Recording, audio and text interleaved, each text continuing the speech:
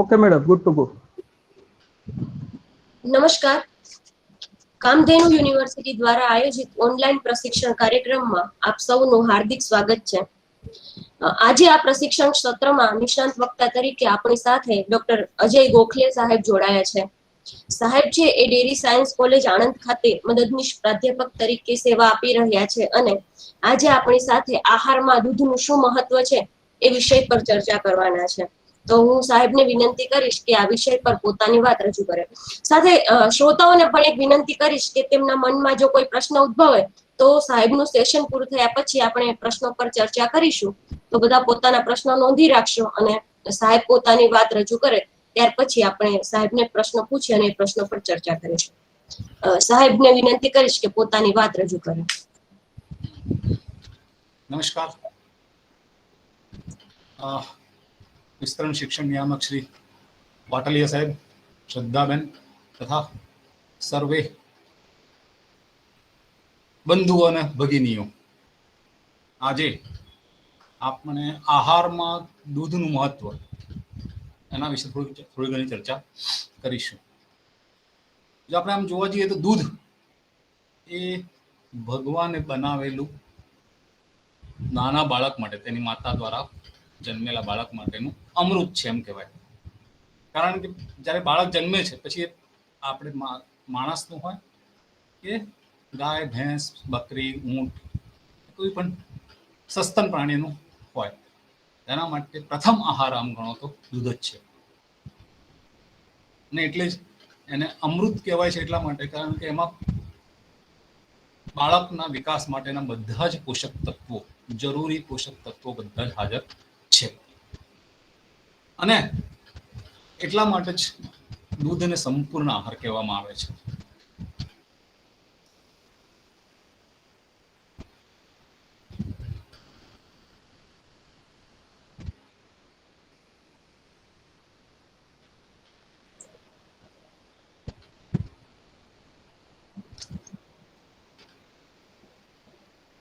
દૂધમાં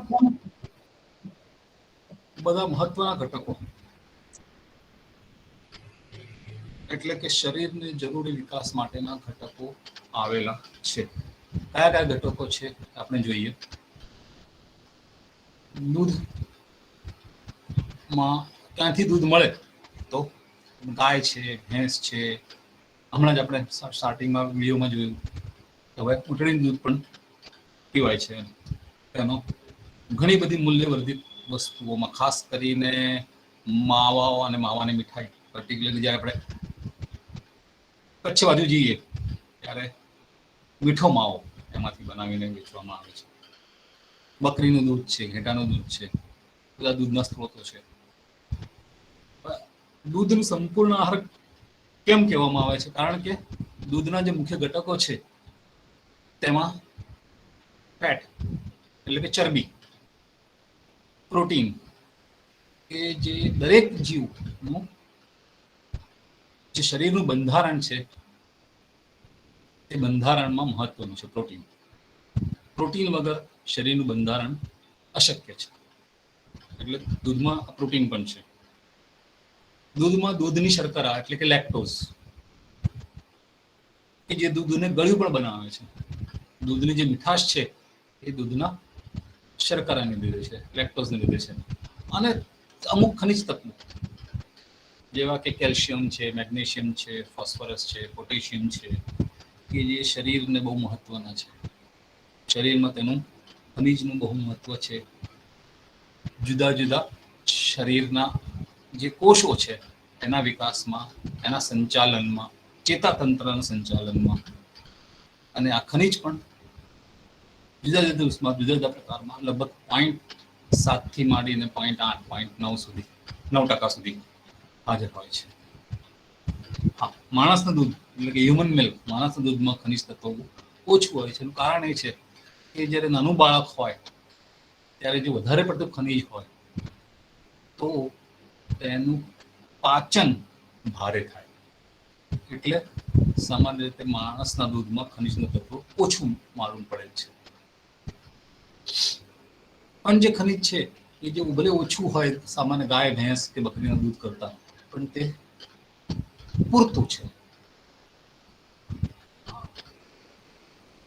વધુમાં આમ દૂધ જોવા જઈએ તો દૂધમાં પાણીનો પણ ભાગ છે, અને આ પાણીનો ભાગ પણ મહત્વનો છે, કારણ કે આપ જો શરીરનું પણ બંધારણ જોઈએ તો શરીરના બંધારણમાં મગજમાં 72%, શરીરના લોહીમાં 80%, હાડકામાં 70%,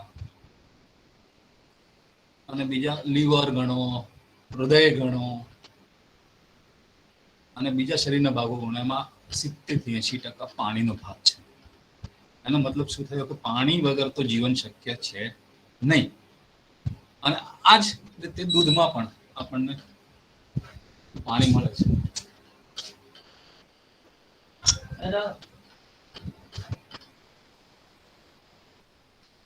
એટલે દૂધમાંથી જે પાણી મળે છે એ પણ મહત્વનું છે. અને આ પાણીનો sir, sorry to interrupt you sir, but અહીંયા એક આઈ થિંક સ્લાઇડ બદલતી નથી સર. દૂધ એક સંપૂર્ણ આહાર એ જ સ્લાઇડ છે. ઓકે.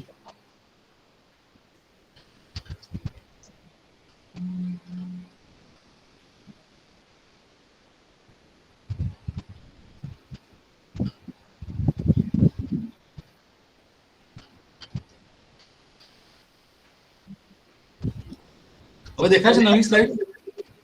ના સર, એક વખત નહીં? ફરી સ્ટોપ પ્રેઝન્ટિંગ કરી અને ફરી કરી શકો સર? હા, કરો.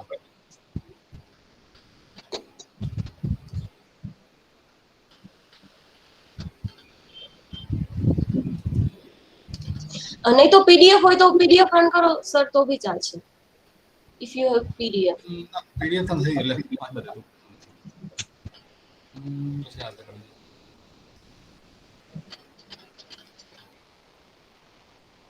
હા બદલાય છે.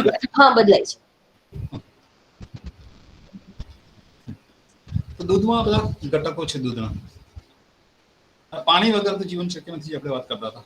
પાણી શરીરના જુદા જુદા ભાગમાં પણ છે, અને આ જ પાણી નું મહત્વ એ છે કે પાણીમાં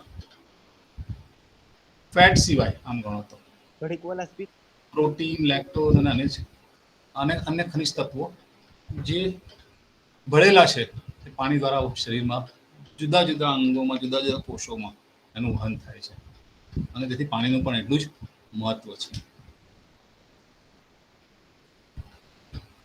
આ સ્લાઇડમાં આપણે જસ્ટ બતાવ્યું છે કે પ્રોટીન 3.5 થી 4.2%, ફેટ 3 થી 9%. ગાય બકરીનું દૂધ હોય તો 3% થી ભેંસના દૂધમાં 9% સુધી ફેટ હોય છે. દૂધની શર્કરા એટલે લેક્ટોઝ 4.5 થી 5.2%. વિટામિન દૂધમાં કે જે વિટામિનો એ, ડી, ઈ અને બી કોમ્પ્લેક્સ વિટામિનો દૂધમાં હોય છે. મિનરલ્સ હોય છે, એટલે ખનિજ તત્વો.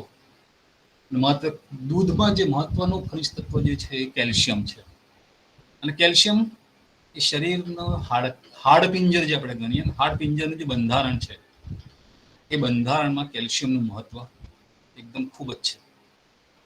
અને એ કેલ્શિયમ, ખાસ કરીને કેલ્શિયમ જે આપણે ગણીએ તો દૂધમાંથી જે કેલ્શિયમ મળે છે એ 90 થી 95% શરીરમાં શોષિત થાય છે. જ્યારે જો બીજા કોઈ પણ ખોરાકમાંથી આપણે જો ખનિજ તત્વો મેળવવાનો પ્રયત્ન કરીએ તો તેનું શોષણ 50% થી 70% જ થાય છે. એટલે આ મહત્વનું છે ખનિજ દૂધમાં જે છે કેલ્શિયમ. દૂધ પોષક તત્વથી ભરપૂર છે. પ્રોટીન છે, ફેટ છે, લેક્ટોઝ છે. તો પ્રોટીનમાં સામાન્ય રીતે આપણે ગણીએ તો પ્રોટીન એટલા માટે મહત્વનું છે કે પ્રોટીન વગર શરીરનું બંધારણ શક્ય નથી. શરીરના જે કોષો છે, શરીરનું ચેતાતંત્ર છે, શરીરમાં હોર્મોન્સ જે ઉત્પાદન થાય છે શરીરમાં, કે જે જુદા જુદા કાર્યોને સંકલિત કરે છે, એ હોર્મોન્સનું પણ બંધારણ જોવા જઈએ તો એમાં પણ પ્રોટીન છે. એટલે જો આમ જોવા જઈએ તો પ્રોટીન જે છે, ખાસ કરીને એ પ્રોટીન અને પ્રોટીનના નાના સૂક્ષ્મ અણુઓ જેને એમિનો એસિડ કહે છે, એમિનો એસિડ એવા પ્રકારના દૂધમાં છે કે જે બહુ જ મહત્વના છે. પ્રોટીન, હા, જુદા જુદા ફળો, શાકભાજી, પછી લેગ્યુમ્સ એટલે કે કઠોળ માંથી પણ પ્રોટીન મળતું હોય છે. પણ જે પ્રોટીનની ક્વોલિટી જે કહેવાય તે ઉચ્ચતમ પ્રોટીન ક્વોલિટી દૂધમાં જ છે. અને તેનું શરીરમાં શોષણ સારામાં સારી રીતે થાય છે. પ્રોટીનને એકબીજા સાથે જો આપણે કમ્પેર કરીએ એટલે કે આપણે એને મૂલવીએ તો મૂલવવાના જુદા જુદા પ્રોટીનના ધારાધોરણો છે. એમાં એક છે બાયોલોજીકલ વેલ્યુ એટલે કે જૈવિક મૂલ્ય. તો દૂધના પ્રોટીનનું જૈવિક મૂલ્ય ઉચ્ચતમમાં ઉચ્ચતમ દૂધનું છે. જો સામાન્ય રીતે બધું પ્રોટીન એમ ગણી એક જ રીતે તો ઈંડાનું પણ જૈવિક મૂલ્ય વધારે છે. પરંતુ પ્રોટીન આમ ગણો તો પ્રોટીનમાં બે મહત્વના ભાગ છે. પ્રોટીન એ બે ભાગમાં એનું વિભાજન કરી શકાય, જેમાં કહે છે કેસીન અને બીજું કહે છે વે પ્રોટીન. વે એટલે કે જે પ્રોટીન પાણીમાં ઓગળી શકે અને સારી રીતે ઓગળી જાય એને વે પ્રોટીન કહે છે. અને બીજું છે કેસીન. તો કેસીન અને વે પ્રોટીનમાં ગણો તો વે પ્રોટીનનું જૈવિક મૂલ્ય ઇવન ઈંડાના પ્રોટીનના કરતા પણ વધારે છે. અને એને જો તમે માર્ક આપી શકો તો એને કહે છે કે 112% વધારે ઉચ્ચતમ મૂલ્ય ધરાવે છે વે પ્રોટીન, જ્યારે કે કેસીન નું બાયોલોજીકલ વેલ્યુ 95% છે.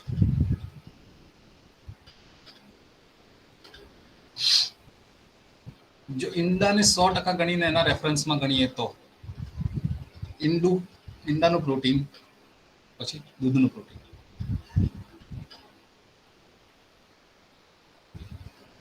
આ પ્રોટીન જુદા જુદા ઉત્સેચકો શરીરમાં, જેમ કે આપણે ડાયાબિટીસ કહીએ તો ડાયાબિટીસમાં મહત્વનું શું છે? ઇન્સ્યુલિન. ઇન્સ્યુલિન એ એક હોર્મોન છે અને એ પણ શેનાથી બને છે? જુદા જુદા એમિનો એસિડના ગઠનથી, બંધારણથી. પછી દૂધમાં ફેટ છે. હવે આપણે જ્યારે કહીએ કે સંપૂર્ણ આહાર, તો આહારમાં તમે સામાન્ય રીતે ગણી શકો કે કેલરી, કોઈ પણ આહારમાં કેટલી કેલરી મળે એ મહત્વનું છે. તો દૂધમાં ફેટ છે આપણે જોઈએ 3% થી 9% જુદા જુદા પ્રજાતિ પ્રમાણે. ગાય, બકરી, ભેંસ 9%, 10% સુધી પણ ફેટ હોય. તો ફેટ એ સંતૃપ્ત ઉર્જાનો સ્ત્રોત છે, એટલે કે સેચ્યુરેટેડ ફેટ. સંતૃપ્ત ઉર્જા એટલે કે સેચ્યુરેટેડ સોર્સ છે. બીજું ફેટનું કામ શું છે શરીરમાં આમ ગણો તો કે નાજુક અવયવનું રક્ષણ કરવા માટે. જેવું કે અંદર શરીરમાં લીવર છે, પેન્ક્રિયાસ છે, એને બહાર ના કોઈ આઘાત સામે રક્ષણ આપે, હાડકાને રક્ષણ આપે.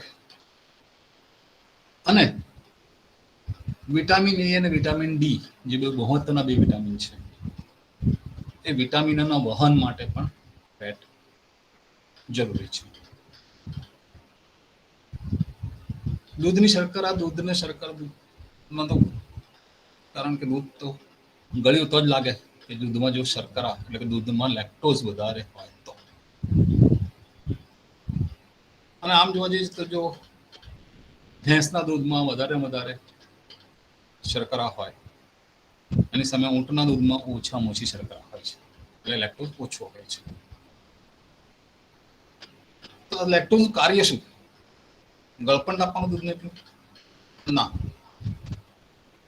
મગજના વિકાસ માટે પણ શર્કરા દૂધની જરૂરી છે.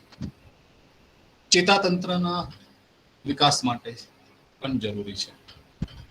અને સાથે સાથે અન્ય ખનિજો જેવા કે ફોસ્ફરસ છે, મેગ્નેશિયમ છે, એના શરીરના કોષોમાં શોષણ માટે પણ એનું મહત્વ છે. કેલ્શિયમ અને મેગ્નેશિયમ, કેલ્શિયમ અને ફોસ્ફરસ બંને દાંતના અને હાડકાના વિકાસ માટે બહુ મહત્વના છે. જો દાંત સારા નહીં હોય તો આપણે ખોરાક ખાવામાં બહુ તકલીફ પડશે. એટલે દાંતનું મજબૂતાઈ એ દૂધમાં કેટલું કેલ્શિયમ દૂધ છે અથવા તો આપણે સામાન્ય ખોરાકમાંથી આપણને કેટલું કેલ્શિયમ મળે છે એના ઉપર છે. કેલ્શિયમ અને મેગ્નેશિયમ એ રીતે હાડકું, કેલ્શિયમ અને ફોસ્ફરસ એ બંને ખનિજો હાડકાનું જે ઘનતા છે, જેને અંગ્રેજીમાં મિનરલ બોન ડેન્સિટી કહે છે. જ્યારે વૃદ્ધત્વ આવે ને ત્યારે ડોક્ટરો ઘણી વખત હાડકાનું કેટલું ઘનત્વ છે માપે છે. એ ઘનત્વ કેટલા ખનિજો હાડકામાં છે, કેલ્શિયમ અને ફોસ્ફરસ ખાસ કરીને, એના ઉપર એનું ઘનત્વ મપાય. જેટલું ઘનત્વ વધારે હાડકાનું એટલું શરીરનું હાડપિંજર મજબૂત, અને એ મજબૂત કરવા માટે ખનિજો મહત્વના છે. અને એ પણ ખનિજો એમને લઈએ સપ્લિમેન્ટ તરીકે બહારથી, કારણ કે ઘણી વખત તમે જોયું હશે કે લોકો બજારમાં મળે છે કે તમારું કેલ્શિયમ ઓછું છે, કેલ્શિયમના ટીકડા લો. કેલ્શિયમના ટીકડા લઈશું તો શું થશે? એમાંથી 20% જેટલું જ કેલ્શિયમ શરીરમાં શોષાશે. બાકીનું 80% કેલ્શિયમ કિડની દ્વારા, મૂત્ર દ્વારા નીકળી જશે. હવે એ વખતે જો વધારે પડતો કેલ્શિયમ ટીકડા દ્વારા લેવામાં આવે વધારે શોષણ કરવા માટે, તો શું થઈ શકે? કિડની સ્ટોન, મૂત્રાશયમાં પથરી, એ થઈ શકે ને. પણ જો દૂધમાંથી કેલ્શિયમ મળતું હશે તો આવો કોઈ પ્રશ્ન આવશે નહીં, કારણ કે 95% જેટલું કેલ્શિયમ શરીરમાં લોહી દ્વારા હાડકા સુધી પહોંચી જશે. એટલે એનો નિકાલ ઓછામાં ઓછો થશે. પછી વિટામિનો છે. વિટામિન એ જે આંખો માટે મહત્વનું છે. વિટામિન એ નું જો વિટામિન એ નહીં હોય તો રતાંધળાપણું, અંધત્વ આવી શકે. ચામડીમાં ઘણી વખત તમે કહેશો કે આપણે ચાઠા પડી જાય છે, લાલ ચામડી થઈ જાય છે, ફુલ્લા નીકળી જાય છે. તે બધું વિટામિન એ ઓછું હશે તો પણ થશે. પછી કોષોનો વિકાસ, શરીરના જે શરીરનું બંધારણમાં કોષો છે, માળખું છે એ હાડકાનો હાડપિંજર છે, અને આની આજુબાજુ જે કોષો છે એ કોષોના વિકાસ માટે પણ વિટામિન એ જરૂરી છે. વિટામિન બી ચેતાતંત્રના સંચાલન માટે અને ઉર્જાના ઉત્પાદન માટે, જે આપણે ખાઈએ છીએ એને પચાવવા માટે શરીરમાં વિટામિનોની જરૂર છે. વિટામિન બી કોમ્પ્લેક્સ જેને કહે છે, કે જે ફેટને, દૂધની શર્કરા, લેક્ટોઝને તોડીને એનામાંથી ઉર્જા ઉત્પાદન કરવા માટે વિટામિન બી કોમ્પ્લેક્સ જરૂરી છે. D, vitamin D. હવે કેલ્શિયમ અને જે ફોસ્ફરસ છે કે મેગ્નેશિયમ છે, જે હાડકામાં શોષાય, તો એમને તો શોષાતું નથી. પણ જો વિટામિન ડી ની હાજરી હોય તો જ આ કેલ્શિયમ અને ફોસ્ફરસ, કેલ્શિયમ અને મેગ્નેશિયમ હાડકાના દાંતમાં શોષાવવામાં મદદ કરે છે. વિટામિન ડી નહીં હોય તો તમે ગમે તેટલું કેલ્શિયમ લેશો તો પણ જલ્દ શોષાશે નહીં, અને હાડકા અને દાંતની મજબૂતાઈ ઘટશે. એટલે વિટામિન ડી નું પણ એટલું જ મહત્વ છે. અને આ બધા જ સ્ત્રોતો દૂધમાંથી મળે છે. એટલે આપણે એને કહીએ કે દૂધ એક સંપૂર્ણ આહાર છે. દૂધ ના ગુણો શું છે? નેશનલ ડેરી કાઉન્સિલ દ્વારા દૂધમાં એવું કહેવામાં આવે છે કે ભાઈ દૂધ 9 આવશ્યક પોષક તત્વોથી ભરેલું છે. 9 essential components are there in the milk, જે આપણને સ્વાસ્થ્યને લાભ કરે છે. કેલ્શિયમ જે શરીરને જરૂરિયાત છે, જે એને કહે છે કે શરીરે જરૂરિયાત વાળા જે પોષક તત્વો છે એનું રોજ કેટલું જોઈએ, એનું ભારતીય અનુસંધાન, મતલબ ભારતીય ઇન્ડિયન મેડિકલ કાઉન્સિલ દ્વારા નક્કી કરવામાં આવે છે કે રોજ કેટલું કેલ્શિયમ મળવું જોઈએ, રોજ પ્રોટીન કેટલું મળવું જોઈએ, એ રીતે નક્કી કરવામાં આવે છે. તો એમાંથી આપણે જો જોઈએ તો સામાન્ય રીતે દૂધમાંથી જે કેલ્શિયમની જે આવશ્યકતા છે શરીરને, એમાંથી 25% કેલ્શિયમ દૂધમાંથી મળે છે. જો એમ ગણીએ કે 1000 મિલીગ્રામ જેટલું કેલ્શિયમ દૂધ આપણને રોજનું જરૂરી છે, તો દૂધમાંથી 250 મિલીગ્રામ તો કેલ્શિયમ આપણને આરામથી મળી જાય છે.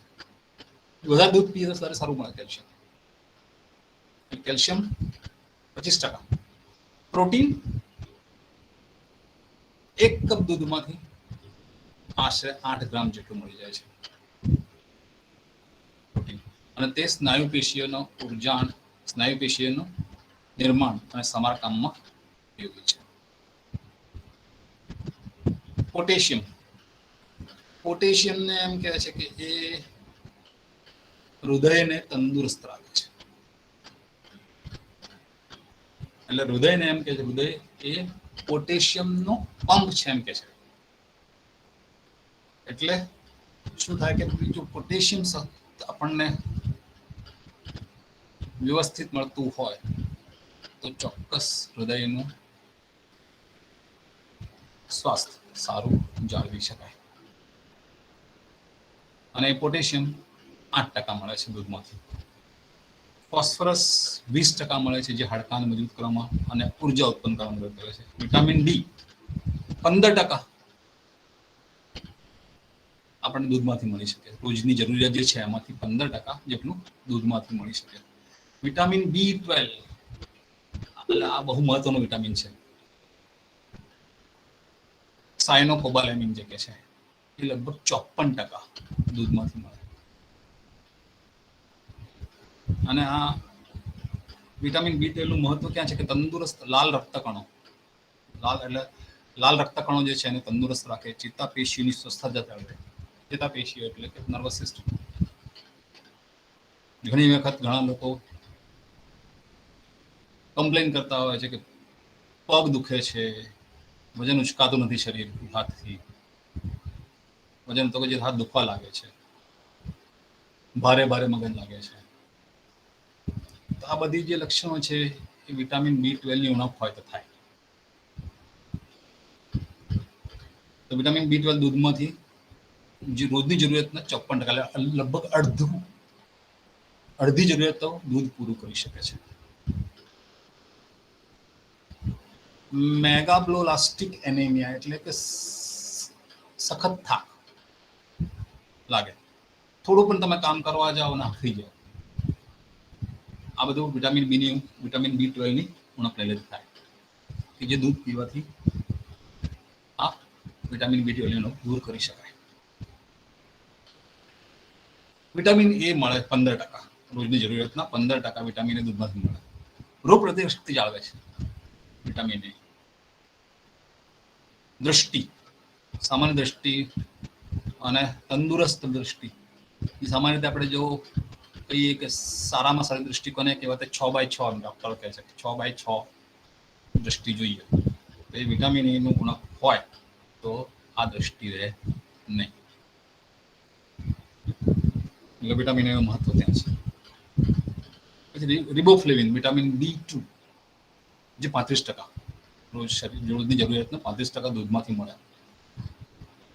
તે શરીરની વૃદ્ધિમાં, લાલ રક્તકણોના ઉત્પાદન માટે અને મેટાબોલિઝમ એટલે કે ચયાપચય, શરીરમાં જે આપણે ખોરાક લઈએ અને પાચન ક્રિયા થાય, એ પાચન થયા પછી એની જે ઉર્જા છે એ લોહીમાં ભળે અને લોહી દ્વારા બધે જુદા જુદા કોષોમાં જુદા જુદા પ્રકારે પહોંચે. આ વસ્તુને ચયાપચય કહે છે. આનું જે કંટ્રોલ કહેવાય એ કંટ્રોલ રિબોફ્લેવિન કરે છે. નિયાસિન નામનું એક એમિનો એસિડ છે જેનો 10%, રોજની જરૂરિયાત કરતા 10% નિયાસિન દૂધમાંથી મળી શકે. અને તેનું મહત્વ છે દૂધની શર્કરા એટલે કે લેક્ટોઝ અને દૂધના ફેટ ની ચયાપચયમાં મદદ કરે છે.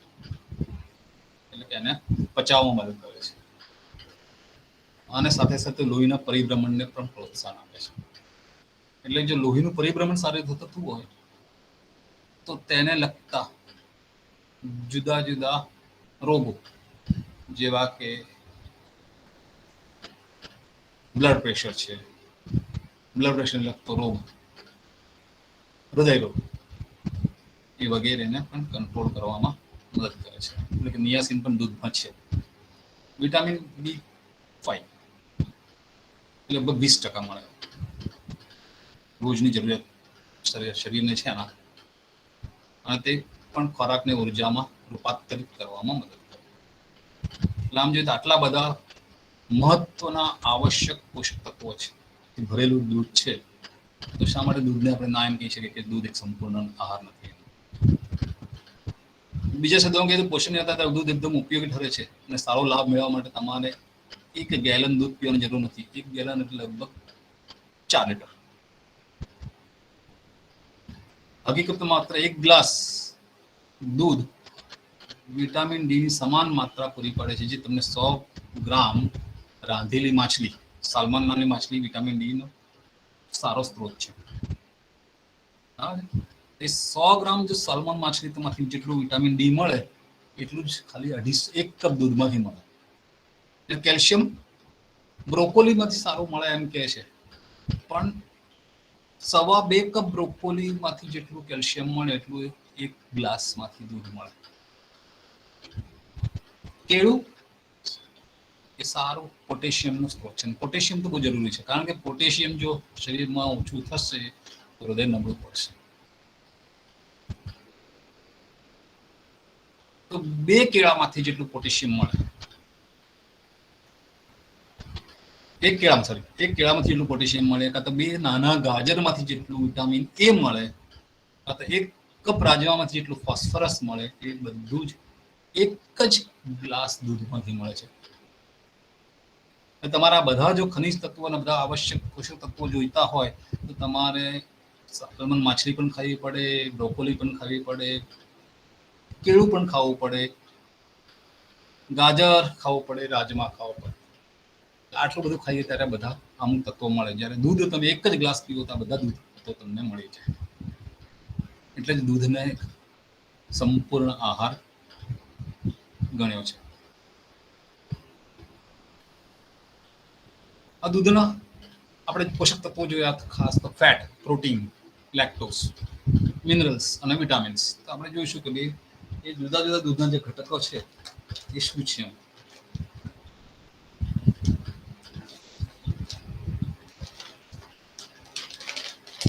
તો દૂધમાંથી સેચ્યુરેટેડ ફેટી એસિડ, એટલે ફેટના ઘટકો. દૂધમાં ફેટ છે, ફેટને જુદા જુદા ઘટકો છે. જેને સંતૃપ્ત ચરબી, જે કે આપણે આગળ વાત કરીએ, સંતૃપ્ત એટલે કે સેચ્યુરેટેડ ફેટી એસિડ, સંતૃપ્ત ચરબી. અસંતૃપ્ત ચરબીમાં મોનો અને પોલી. તો દૂધ ખાસ કરીને સંતૃપ્ત ચરબીનું વધારે પડતો સ્ત્રોત છે, કે જે સામાન્ય રીતે 70% જેટલો મળે છે સંતૃપ્ત ચરબી. જ્યારે અસંતૃપ્ત ચરબી લગભગ 27% જેટલી. જે ટ્રાન્સ ફેટી એસિડ કોઈક સંજોગોમાં મળી શકે 2.7% જેટલું, અને CL એટલે કોન્જ્યુગેટેડ લિનોલિક એસિડ 0.6% જેટલું મળી શકે.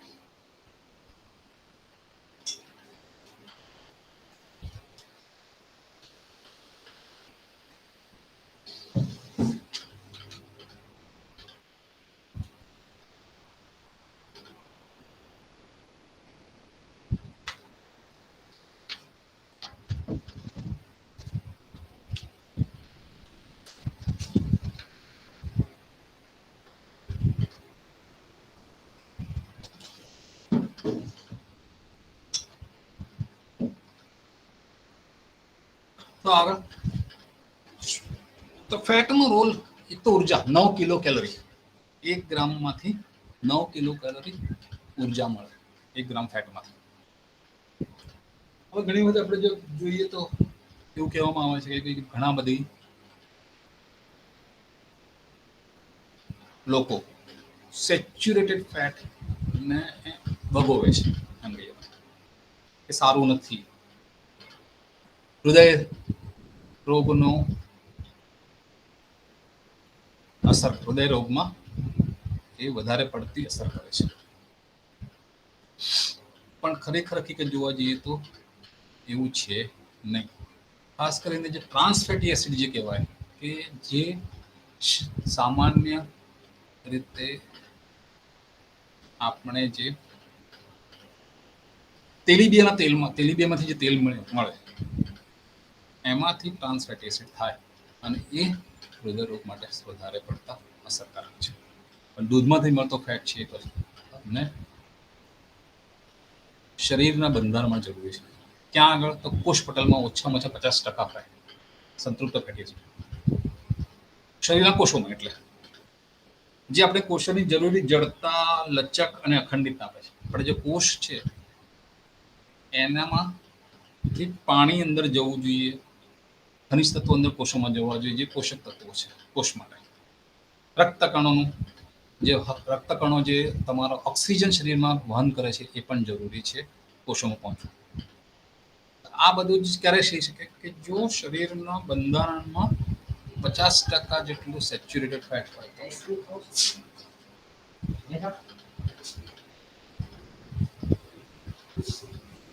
પછી આ સેચ્યુરેટેડ ફેટી એસિડ જે છે ખરું એ હાડપિંજરની રચનામાં કેલ્શિયમને અસરકારક રીતે અંદર શોષિત કરવા માટે.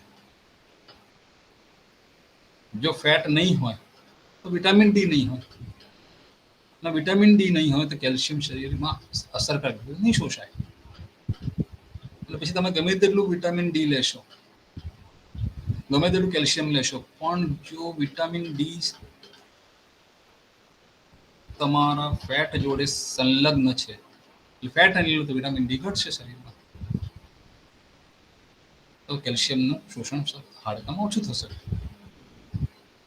યકૃતને આલ્કોહોલ અને ઝેરથી સુરક્ષિત કરે છે. સેચ્યુરેટેડ ફેટનો રોલ છે. રોગ પ્રતિકારકતામાં સુધારો કરે અને સંતૃપ્ત ચરબીમાં એન્ટી માઇક્રોબિયલ એટલે કે તમને રોગ પ્રતિકારક શક્તિ વધારવાના ગુણો. અને સામાન્ય રીતે આપણે પાચન તંત્રમાં એટલે કે આપણા જે આંતરડામાં હાનિકારક સૂક્ષ્મ જીવાણુ જે હોય એ જો રહે તો એ પાચન તંત્રને બગાડી નાખે. અને જો પાચન તંત્ર બગડ્યું તો શરીરની તો વાટ લાગી ગઈ તમારે. તો પછી શું કરવું? તો આ જે સેચ્યુરેટેડ ફેટ છે એ હાનિકારક સૂક્ષ્મ જીવાણુ સામે રક્ષણ આપે છે આંતરડાને. એટલે મ્યુકોસ જેવું એક લેયર તૈયાર કરે અને જે હાનિકારક સૂક્ષ્મ જીવાણુઓને રોકી રાખે અંદર આંતરડામાં શોષાતા.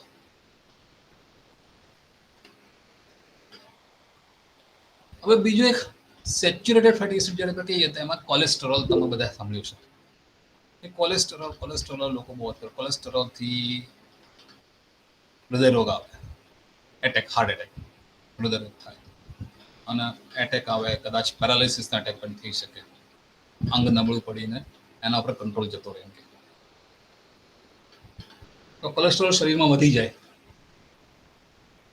જો સેચ્યુરેટેડ ફેટ લઈએ તો એમ.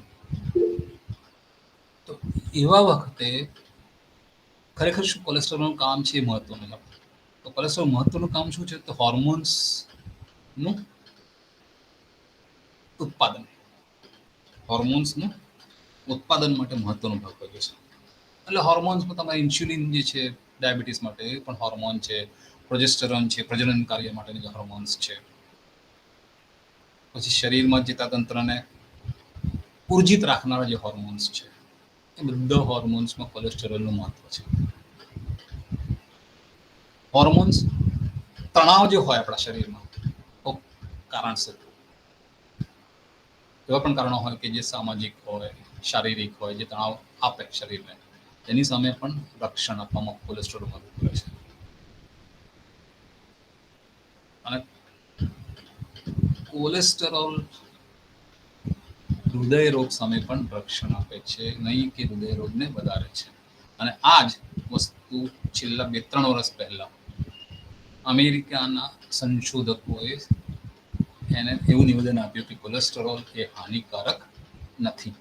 હવે કોલેસ્ટ્રોલ જે છે એક તમને આપણે જે જાહેરાતો જોઈએ છે કે ભાઈ સનફ્લાવર ઓઇલ કોલેસ્ટેરોલ ફ્રી, તમે ગમે તેટલું તળીને પૂરીઓ ખાઓ, તો કોલેસ્ટેરોલ કોઈ દિવસ વનસ્પતિજન્ય તેલમાંથી કે ફેટમાંથી ઉત્પાદન થશે નહીં. કોલેસ્ટ્રોલ પ્રાણીજન્ય જે ફેટ છે એમાં જ ઉત્પાદન થાય. અને એનું મહત્વ કોલેસ્ટ્રોલનું બીજું છે વિટામિન ડી નો ઉપયોગ કરવા માટે. કોલેસ્ટ્રોલ આપણા માટે વિટામિન ડી નો ઉપયોગ કરવા માટે બહુ જરૂરી છે. વિટામિન ડી નો ઉપયોગ ક્યાં થાય? હાડકાને મજબૂતાઈ માટે કેલ્શિયમ અને ફોસ્ફરસનું એબ્સોર્પ્શન. ચેતાતંત્ર, નર્વસ સિસ્ટમ જે કહીએ છીએ કે જે આપણને મારે આજે હાથ હલાવવો છે તો હાથ હલાવવાનો જે ઓર્ડર આપ્યો કોણે આપ્યો? Nervous system.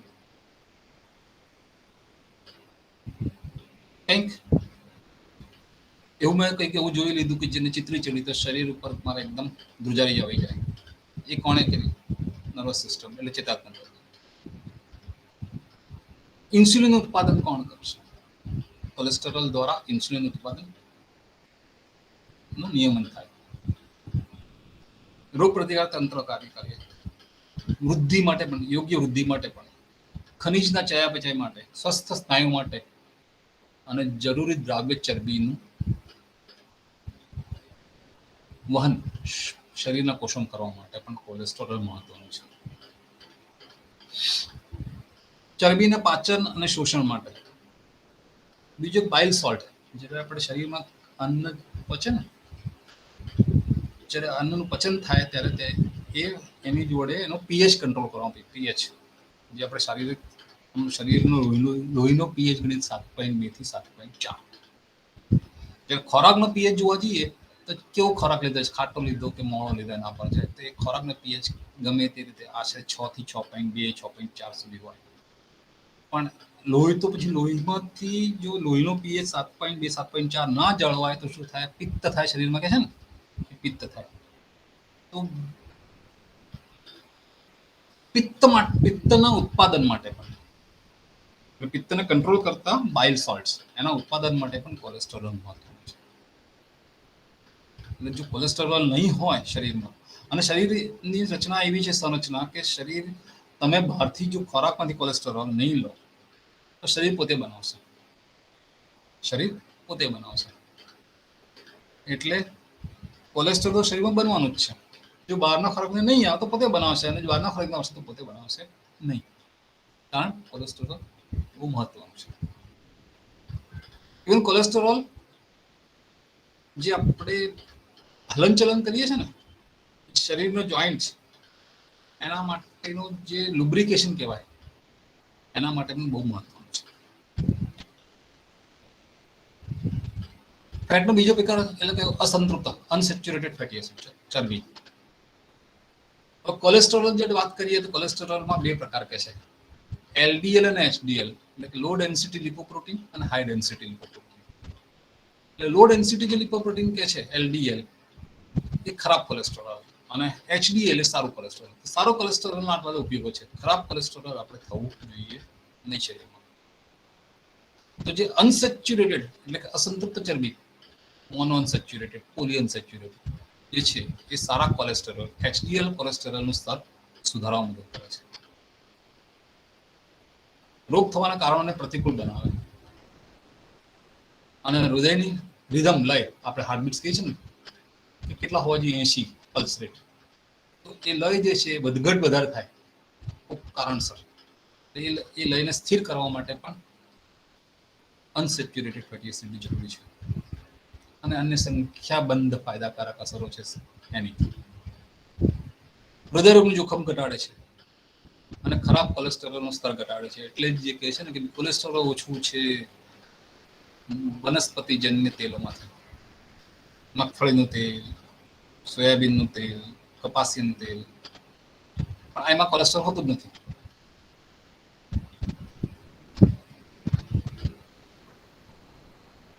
પછી બહુ અસંતૃપ્ત એટલે પોલી અનસેચ્યુરેટેડ જે ફેટી એસિડ્સ છે, એટલે આ બધા તેલો છે જે એ સારા સ્ત્રોતો છે. પોલી અનસેચ્યુરેટેડ એ બહુ અસંતૃપ્ત ચરબીના સ્ત્રોતો છે. તેલ જે છે એ સ્નાયુના જથ્થામાં સારો વધારો કરે. દૂધમાં પણ છે લગભગ 25%. અને રૂમેટાઇડ સંધિવા, એટલે રૂમેટાઇડ આર્થરાઇટિસ એટલે કે સંધિવા જે થાય, શરીરના હાડકા જકડાઈ જાય, ઊભા થાવ, બેસવા જાવ તો દુખે, તો આ બધા કારણો જો અનસેચ્યુરેટેડ ફેટી એસિડ શરીરમાં ઓછું હશે તો જ થશે.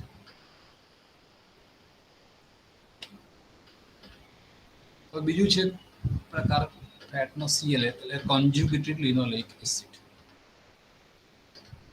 અને આ બહુ મહત્વનું છે. એટલે આમ જો ફેટી એસિડનું કમ્પોઝિશનનું ચર્ચા તો નથી કરતો હું, પણ જો હજી તો કાર્બનના તત્વો એના મૂળમાં રહેલા છે ફેટના, અને કાર્બનમાં 12 તત્વો, 15 એટલે 12, 14, 16, 18, 20, 22, તો જે CLA છે 18 થી 22 કાર્બન તત્વો છે, અને એની જોડે બીજા મોલિક્યુલ્સ જોડાયેલા છે, કોન્જ્યુગેશન થાય. તો એનો રોલ શું છે CLA નો? વધેલી ચરબી જે શરીરમાં છે એને ઘટાડો કરવામાં, એટલે ચરબીનો વધારો થવા નહીં દે CLA હશે તો. એટલે અને ચરબીનું ક્યાં શોષણ થાય? જે આપણે પહેલું શોષણ ચરબીનું થાય પેટની આસપાસ, અને ત્યાર પછી ચામડીની નીચે. તો આ જે શોષણથી ચરબીનો સંગ્રહ થાય, એ સંગ્રહ નહીં કરવા દે, પણ એ ચરબીનું ઉર્જામાં રૂપાંતરિત કરવા માટે મદદ કરશે. જે દૂધમાં ફેટ છે, અને ફેટમાં જે CLA છે, મજબૂત રોગ પ્રતિકારક શક્તિ છે CLA. બ્લડ સુગર એટલે કે લોહીમાં શર્કરાનું પ્રમાણ, ડાયાબિટીસને કંટ્રોલ કરવામાં એનો રોલ છે. હાડકાની મજબૂતાઈમાં વધારે રોલ છે. હૃદયની તંદુરસ્તી, કારણ કે ફેટનું ડિપોઝિશન થવા જ નહીં દે શરીરમાં, તો હૃદય સારી રીતે કામ કરશે, બ્લડ પ્રેશર નહીં વધે. અને ધમનીઓ, શરીરની જે ધમનીઓ છે જેમાં કેલ્શિયમ અને કોલેસ્ટ્રોલ બધી ભેગા મળીને, ખરાબ કોલેસ્ટ્રોલ અને કેલ્શિયમ જે ભેગા મળીને પ્લાક જેવું, જેને કહે છે એથેરોસ્કેલેરોસિસ, એટલે એક પ્રકારનું ચિકાશભરી તત્વ ગંઠાઈ જાય ધમનીઓમાં, તો એને થતું અટકાવશે, કારણ કે ફેટનું રૂપાંતર ઉર્જામાં થશે જો CLA હાજર હશે તો. જેથી હૃદય રોગ છે, એટલે કે હાર્ટ એટેક અને હાર્ટ સ્ટ્રોક એમ કે છે, જે ગંભીર આરોગ્ય પરિસ્થિતિઓ સાથે CLA જોડાયેલું છે, તેને કંટ્રોલ કરે છે. હકીકત એ છે કે તે યકૃત કાર્યને સુધારી શકે છે,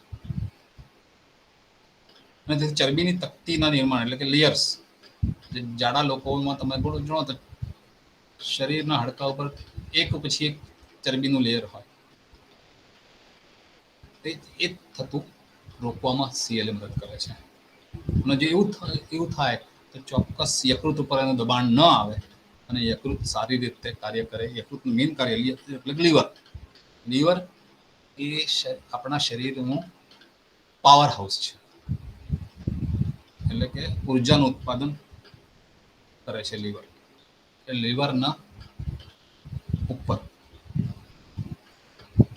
ચરબીની તકતીઓ એટલે ફેટ લેયર્સનું ડિપોઝિશન અટકાવશે.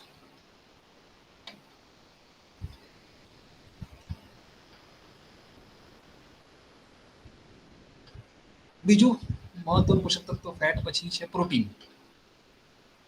આપણે વાત કરીએ એમ વે પ્રોટીન અને કેસીન છે. વે પ્રોટીનમાં beta lactoglobulin, alpha lactalbumin, glycomacropeptide, proteose peptone, immunoglobulin, serum albumin, lactoferrin, lactoperoxidase અને અધિક માઇનર પ્રોટીન્સ. આ વે પ્રોટીન. અને કેસીનમાં આલ્ફા, બીટા અને કાપા કેસીન એમ કહે છે. તેનું પણ મહત્વ છે. શું છે તો વે પ્રોટીન પર્ટિક્યુલરલી આપણે જોયું તો વે પ્રોટીન લેક્ટોગ્લોબ્યુલિન જે ખરું એ રોગ પ્રતિકારક પ્રતિક્રિયાઓને વધારવા અથવા મોડ્યુલેટ કરવા માટે ઉપયોગી છે, એટલે કે એને વધઘટ કરવા માટે રોગ પ્રતિકારક શક્તિ. તદુપરાંત લેક્ટોગ્લોબ્યુલિન માનવ કોષના પ્રસારને વધારવા માટે ઉપયોગી છે, એટલે કે આપણી જે વૃદ્ધિ થાય તો એક કોષમાંથી બે કોષમાંથી 4 કોષ થાય, તો એ જે પ્રક્રિયા છે એ પ્રક્રિયાને સારી રીતે નિયંત્રણ કરે છે. અને બીજું IgM રિસેપ્ટર એટલે ઇમ્યુનોગ્લોબ્યુલિન રિસેપ્ટર દ્વારા કોષના પ્રસારને પ્રોત્સાહન આપીને રોગ પ્રતિકારક પ્રતિભાવ વધારવામાં ચાવીરૂપ ભૂમિકા ભજવે છે લેક્ટોગ્લોબ્યુલિન. જ્યારે આલ્ફા લેક્ટાલ્બુમિન બહુવિધ ઉપયોગી છે. એક તો આંતરડું સ્વાસ્થ્યને પ્રોત્સાહન આપે, આંતરડાનું સ્વાસ્થ્ય જળવાઈ રહે. પછી બીજું આપણે સામાન્ય જોઈએ છીએ કે ઘણી વખત આપણે કહીએ છીએ કે દૂધ ઊંઘ ના આવતી હોય તો રાતે નવશેકું દૂધ પીને સૂઈ જાઓ, તો દૂધમાં એવા પ્રોટીન જે છે, પ્રોટીનના ઘટકો એમ ગણો તો, જેને પેપ્ટાઇડ કહે છે, એવા છે કે જે ઊંઘ પણ લાવી શકે, તમારે હતાશામાંથી દૂર પણ કરી શકે, અને ઘણા બધા ન્યુરોન સિસ્ટમ્સ એટલે કે ચેતાતંત્રને લગતા કાર્યો માટે પણ આલ્ફા લેક્ટાલ્બુમિન બહુ મહત્વનું છે. સાર્કોપેનિયા એટલે સાર્કોપેનિયા એટલે શું થાય કે ભાઈ જે આપણા સ્નાયુઓ ખરા ને, એ સ્નાયુઓ ઘસાય. જો ફેટ શરીર પર વધારે પડતો હોય અને ફેટનું ઉર્જામાં રૂપાંતર ના થતું હોય તો મસલ માસ જે કહે છે, મસલ માસનું ઉર્જામાં રૂપાંતર થાય, એટલે મસલ ઘટે, એટલે હાડકાની મજબૂતાઈ ઘટે. એને દૂર કરવામાં પણ આલ્ફા લેક્ટોબિનનું મહત્વ છે. શરીરમાં ધ્રુજારી આવતી હોય કોઈ કારણસર, અથવા કેન્સર જેવી પરિસ્થિતિ, એટલે કે લોહીનું ગંઠાઈ જેવું ટ્યુમર થવું શરીરમાં, એ બધામાં પણ આલ્ફા લેક્ટાલ્બુમિન ઉપયોગી છે. પછી બીજું છે ગ્લાયકોમેક્રોપેપ્ટાઇડ, જે આરોગ્ય વધારવા માટે. કેમ? અને ગ્લાયકો એટલે કે જે પેપ્ટાઇડ જે છે, પ્રોટીન એમિનો એસિડ જોડે ગ્લુકોઝ કે ગેલેક્ટોઝ જોડાયેલું છે, એટલે એને ગ્લાયકોમેક્રોપેપ્ટાઇડ કહે છે. અને એનું કોષોમાં વહન થાય ત્યારે એન્ટીબેક્ટેરિયલ એટલે કે બેક્ટેરિયા સામે રક્ષણ આપે એવું, પ્રીબાયોટિક એટલે કે સારા બેક્ટેરિયાને આંતરડામાં વધુ સારી રીતે એનો ગ્રોથ થઈ શકે તેના માટે એનો ઉપયોગ થઈ શકે. શરીરમાં ખનિજ તત્વોનું શોષણ માટે ઉપયોગ થઈ શકે, ચયાપચયની ક્રિયામાં ઉપયોગ થઈ શકે. બીજું શરીરનું જે આપણે જે કહીએ કે બંધારણમાં શરીર ઉંમર વધે એમ શું થાય, શરીર નબળું પડે, માંસપેશીઓ સંકોચાય, શરીર ઉપર કરચલીઓ પડે. ઉંમર વધે એમ કે છે કે ભાઈ હાર્ટ સ્ટ્રોકનો તકલીફ થાય. એવા બધા કેસીસમાં આ વે પ્રોટીનનું મહત્વ છે, કે જે એજિંગ પ્રોસેસ જેને કહે છે, કે જે વૃદ્ધિ શરીરમાંથી વૃદ્ધત્વ જે લાવે છે, એ પ્રક્રિયાઓને હળવી બનાવે છે, જલ્દી વૃદ્ધત્વ આવતું નથી. આમાં વે પ્રોટીનના જુદા જુદા મહત્વ કીધા છે, જે આપણે આગળ પણ આપણે ડિસ્કસ કરી શક્યા કે ભાઈ મસલનું બંધારણ, અને તમે કદાચ આગળના આપણે લેક્ચરમાં જોયું હશે કે વે પ્રોટીન એ બહુ મહત્વનું કાર્ય કરે છે શરીરના બંધારણમાં. આપની તો આપણે જાણીએ છીએ કે 6 પેક બોડી બનાવવા માટે 6 પેક, 9 પેક, 12 પેક બોડી એટલે મસલયુક્ત મસલ સારા બનાવવા માટે વે પ્રોટીન મહત્વ છે. અને હવે લોકો તેનો સારી રીતે ઉપયોગ કરે છે, ખાસ કરીને જે રમતગમત અને જીમ્સમાં, એથ્લેટિક્સમાં જે લોકો ભાગ લે છે, એ લોકો વે પ્રોટીન વધારે પડતું મહત્વ સમજેલા છે, અને એનું એ લોકો પોતે ખાય પણ છે, જેથી કરીને મસલ્સ જે છે એ સારા સ્ટ્રોંગ થઈ શકે છે. વે પ્રોટીન પછી બીજું છે દૂધનું પ્રોટીન કેસીન. એ ઉચ્ચતમ જૈવિક મૂલ્ય દ્વારા આપણે વાત કરી દીધી.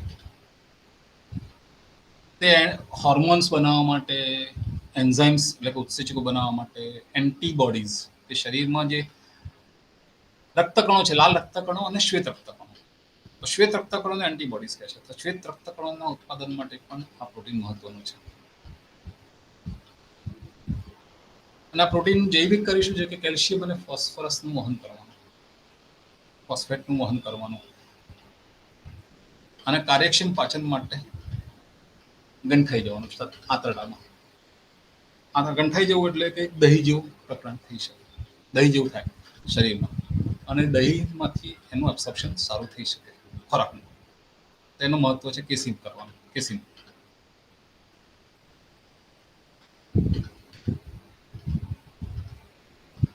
દૂધમાં ખાસ કરીને આવશ્યક એમિનો એસિડ જે પ્રોટીનનો ભાગ છે, હા, અને એમાં આવશ્યક એમિનો એસિડ અને બીજું કહે છે બ્રાન્ચ ચેન એમિનો એસિડ.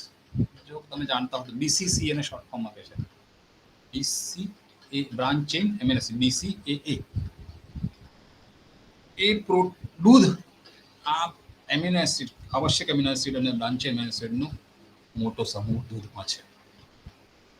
અને આ ચયાપચય એટલે કે રોજના ચયાપચયના કાર્યમાં મહત્વની ભૂમિકા ધરાવે છે. પ્રોટીન સંશ્લેષણના ઘટકો પૂરા પાડવા એટલે શરીરમાં એમિનો એસિડ હોય, દૂધમાંથી પ્રોટીન મળે, પ્રોટીનનું અંદર શરીરમાં વિઘટન થાય જુદા જુદા એમિનો એસિડમાં, અને જરૂરિયાત પ્રમાણે એ એમિનો એસિડનું સંઘટન થઈને શરીરનું પ્રોટીન બને. આ પ્રોટીન જે બનાવવાની પ્રક્રિયા છે એમાં દૂધનું પ્રોટીન મહત્વનો ભાગ ભજવે છે. સ્નાયુ પ્રોટીન સંશ્લેષણમાં બિન આવશ્યક એમિનો એસિડ કરતાં પણ આવશ્યક amino acid, essential amino acid નું બહુ મહત્વ છે. દૂધને કારણે ઇન્સ્યુલિન સ્ત્રાવ કે જે ડાયાબિટીસ માટે મહત્વનો છે એનો કંટ્રોલ કરે છે. તો આવશ્યક એમિનો એસિડ લ્યુસીન, આઇસોલ્યુસીન, વેલિન, લાઇસીન અને થ્રિયોનિન નું મિશ્રણ, આ 4 એમિનો એસિડનું મિશ્રણ ગ્લાયસેમિક અને ઇન્સ્યુલિનની પ્રતિભાવમાં એટલે કે શરીરમાં લોહીમાં શર્કરા એટલે ગ્લુકોઝનું પ્રમાણનું કંટ્રોલ કરે છે. અને ઇન્સ્યુલિનનો સ્ત્રાવ કરવામાં પણ મદદ કરે છે. ટોરિન એક એમિનો એસિડ જે છે એ શિશુઓ માટે બહુ મહત્વનું છે. એ આવશ્યક એમિનો એસિડ છે. ટોરિનની ઉણપનું જોખમ જો થાય તો અકાળ મરણ નવજાત શિશુનું થઈ શકે. ટોરિનનું મહત્વ ડાયાબિટીસ દર્દીઓ માટે છે. હેપેટાઇટિસ બી જે થયો હોય રોગ, કાં તો કિડનીનું કાર્ય અટકી ગયું હોય, તે બધા માટે ટોરિન જવાબદાર છે. અને ટોરિન એટલા માટે મહત્વનું શરીરમાં. અને ટોરિન કેટલું જોઈએ વધારે નથી જોઈતું. 50 મિલીગ્રામ 1 કિલોગ્રામ શરીરનું વજન દીઠ જોઈએ. અને બકરીના દૂધમાં ટોરિન ખૂબ જ હોય છે, જે આશરે 46 થી 91 મિલીગ્રામ પ્રતિ લીટર, જ્યારે ગાયના દૂધમાં 1 મિલીગ્રામ જ હોય છે. એટલે કે ઘણી વખત આપણે કહીએ છીએ બકરીનું દૂધ નાના છોકરાને આપો ગાયના દૂધ કરતાં પણ. એનું કારણ મહત્વ આ છે કે બકરીના દૂધમાં ટોરિન વધારે હોય છે. હવે અમુક એમિનો એસિડ એવા છે કે જે સલ્ફર કન્ટેનિંગ એમિનો એસિડ કહે છે, જે છે સિસ્ટીન અને મિથિયોનિન. એ એન્ટીઓક્સિડન્ટ એટલે કે શરીરમાં જે ઓક્સિડેશન થાય તો જ ઉર્જામાં, ફેટનું ઉર્જામાં, દૂધની શર્કરાનું ઉર્જામાં, કાર્બોહાઈડ્રેટ જે કહીએ છીએ આપણે ખોરાકમાંથી એનું ઉર્જામાં રૂપાંતર કરવામાં આ સલ્ફર કન્ટેનિંગ એમિનો એસિડનું મહત્વ છે. અને ઓક્સિડેશન થાય તો શરીરના કોષોનું ધીમે ધીમે વિઘટન થાય.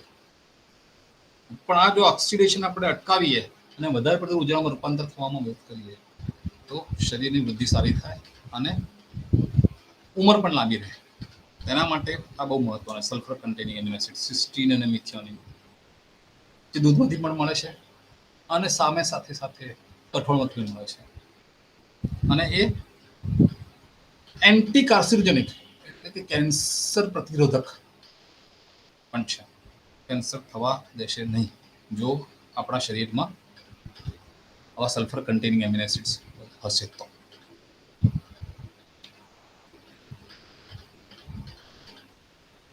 પછી બીજા બાયોએક્ટિવ ઘટકો જે છે આપણે વાત કરીએ આગળ એમ કે એમ્યુનો મોડ્યુલેટરી પેપ્ટાઇડ્સ, જેમાં એસ ઇમ્યુનોમોડ્યુલેટરી પેપ્ટાઇડ્સ છે. ઓપિયોઇડ એટલે કે ઊંઘ લાવે, રાતે જો સૂતા પહેલા 9 સિપ દૂધ લઈને સુવાનો પ્રયત્ન કરીએ જલ્દી ઊંઘ આવી જાય. ઇવન તમે નાના બાળક જોયું હશે કે જે દૂધ પીએ માતાનું તરત ઊંઘી જાય છે.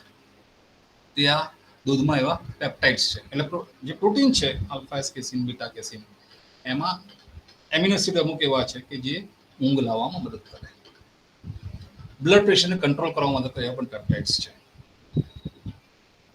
લેક્ટોર્ફિન્સ અને આલ્બ્યુટેન્સિન જે છે બધા એ રોગ પ્રતિકારક શક્તિ માટે ઉપયોગી છે. અને જે ધમનીઓની કઠણ થવાની પ્રક્રિયા જે છે એનો નિષેધ કરવા માટે પણ આવા પેપ્ટાઇડ્સ દૂધમાં રહેલા છે, જેને કહે છે એન્જિયોટેન્સિન કન્વર્ટિંગ એન્ઝાઇમ. એન્જિયોટેન્સિન 1 કન્વર્ટિંગ એન્ઝાઇમ જે બ્લડ પ્રેશરને ઘટાડે, ધમનીઓને કઠણ થવામાં રોકે અને સાથે સાથે એન્ટી માઇક્રોબિયલ પણ તત્વો ધરાવે છે એમિનો એસિડ્સ. આવશ્યક એમિનો એસિડનો આપણે જો રોલ જોઈ લઈએ ફટાફટ, લાઇસિન જે છે સ્નાયુ બનાવવા માટે મહત્વનું વધારે છે.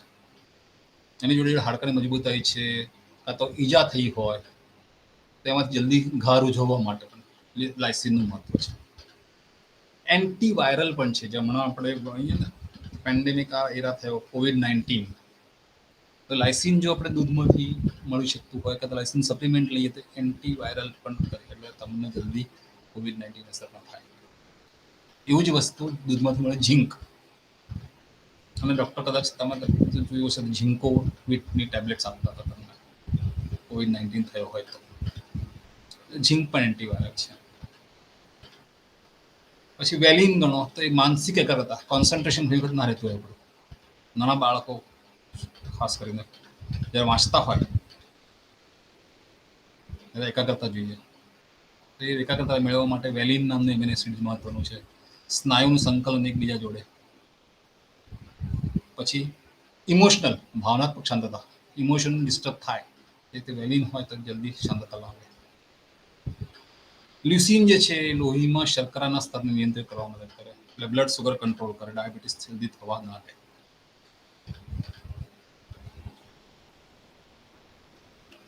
પછી મિથિયોનિન જે છે, આપણે જેમ જોઈએ સિસ્ટેરિન મિથિયોનિન, એનું મહત્વ તો છે ત્વચા અને વાળના આરોગ્યમાં પણ, નખને મજબૂત રાખવામાં મદદ કરે છે. જે સેલેનિયમ અને ઝિંકના યોગ્ય શોષણ માટે, અને જે સીસો અને પારો જો કોઈ ખોરાકમાંથી માઇક્રોગ્રામમાં પણ મળતો હોય તેને દૂર કરવામાં મિથિયોનિન મદદ કરે. આઇસોલ્યુસિન ઘા રૂઝવવામાં મદદ કરે, જેમ લાઇસિન કરે છે, અને ખાંડનું રક્તમાં નિયમન પણ કરે છે.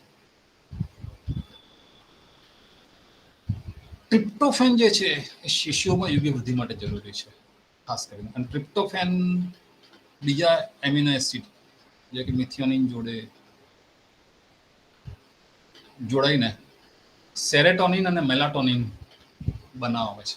સેરેટોનિન શેના માટે જરૂરી છે? એક ન્યુરો ટ્રાન્સમીટર છે, એટલે કે શરીરમાં જે આપણે સિગ્નલ્સ, મગજ જે તમને ઓર્ડર કરે કે આ મારા હાથ હલાવો છે, પગ હલાવો છે, આંખો મીચવી છે, એ બધું કોણ કંટ્રોલ કરે? Neuro transmitter. અને ન્યુરો ટ્રાન્સમીટરને ચલાવવા માટે કયું જોઈએ? સેરોટોનિન. સેરોટોનિનના એક ઘટક છે ટ્રિપ્ટોફેન. એટલે જો સારું ચેતાતંત્રનું કાર્ય કરવું હોય તો ટ્રિપ્ટોફેન પણ જરૂરી છે, જેનું મહત્વ છે ભૂખ માટે, ઊંઘ માટે, સારા મૂડ માટે, અને તમારા શરીરમાં પેઇન થતું હોય ને તો પણ ટ્રિપ્ટોફેન જો લેતા હોય, ટ્રિપ્ટોફેન મિશ્રિત દવા હોય, તમને પેઇનને એટલે પીડાને કંટ્રોલ કરવામાં મદદ કરે.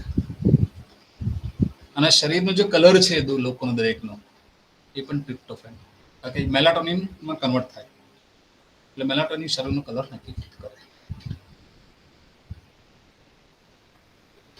બીસીસી જે બ્રાન્ચ ચેન એમિનો એસિડ જે કીધા, એ પૂરક સ્નાયુઓ બનાવવા માટે અને તેને પાતળા થતા રોકવામાં, એટલે કે શરીરનું જે સ્નાયુઓનું ઘટન છે એ સારું ઘટ્ટ થઈ શકે એના માટે બ્રાન્ચ ચેન એમિનો એસિડ, અને વે પ્રોટીનમાં બ્રાન્ચ ચેન એમિનો એસિડ બહુ સારી રીતે ઉપલબ્ધ હોય છે.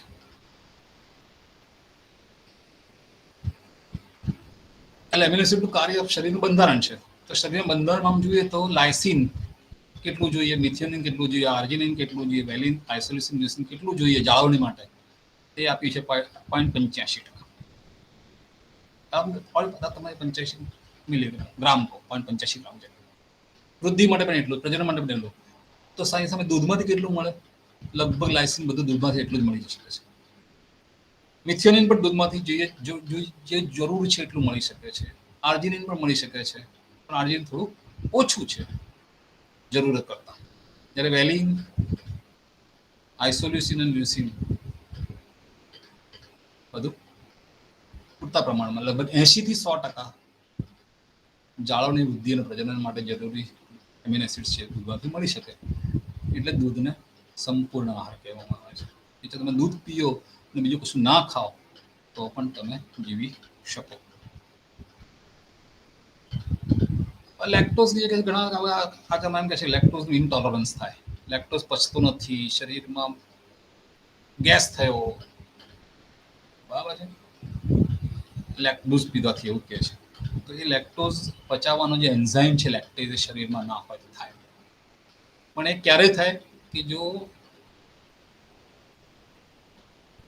કોઈ પણ નાનું બાળક માતાનું ધાવણ ધાવતું ન હોય, કાં તો જીનેટિક એટલે કે આનુવંશિક બીમારી હોય, એવા કેસીસમાં લેક્ટેઝ ડેફિશિયન્સી થઈ શકે.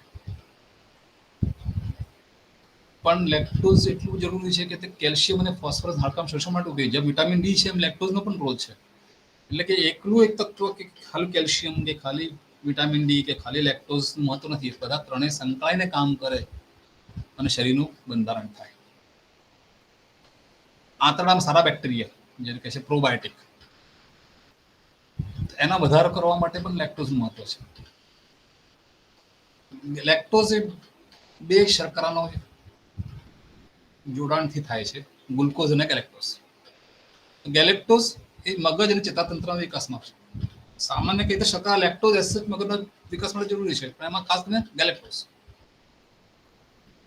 ગેલેક્ટોઝ ચેતાતંત્રના વિકાસમાં અને રોગ પ્રતિકારક શક્તિ માટે. ઘણા સેરેબ્રોસાઇટ્સ, ગેલેક્ટોઝ ઘણા મેક્રોમોલિક્યુલ્સ શરીરમાં જે બનતા હોય, જેમ કે સેરેબ્રોસાઇટ્સ છે, ગેંગ્લિયોસાઇટ્સ છે, મ્યુકોપ્રોટીન છે. સેરેબ્રો શું છે? ચેતા કોશિકાના પટલના મહત્વના ઘટકો છે બધા. ચામડીના પ્રસાદનું કાર્ય સેરેબ્રોસાઇટ, પ્રોટીનનું વહન અને ખનિજ તત્વોનું વહન શરીરના કોષોમાં. સિગ્નલિંગ એટલે કે આપણે જે શરીરમાં મગજ જે આપણને ઓર્ડર કરે એ બીજા હાથની આંગળી સુધી કે પગની આંગળી સુધી એનો જે ઓર્ડર જાય એ ઓર્ડર કઈ રીતે જાય? સિગ્નલિંગ કહે છે એને સિગ્નલ. સેલ સિગ્નલિંગમાં પણ મહત્વ છે. એકબીજા કોષો વચ્ચેનું વાતચીત માટે પણ મહત્વ છે ગેલેક્ટોઝનું. અને ગેલેક્ટોઝ તમારા શરીરનું જે લોહીમાં આપણે કહીએ છીએ ને કે એ પોઝિટિવ છે કે બી પોઝિટિવ છે કે ઓ પોઝિટિવ છે ઓ નેગેટિવ છે, તે ગેલેક્ટોઝ મોલિક્યુલ નક્કી કરે છે. એ બી ઓ બીજા એમિનો એસિડ જોડે જોડાય. આવશ્યક એમિનો એસિડ જે આપણે કીધા જુદા જુદા માં ગણીએ ખાસ, તો તમે અહીંયા જોઈ શકો છો કે ખાસ કરીને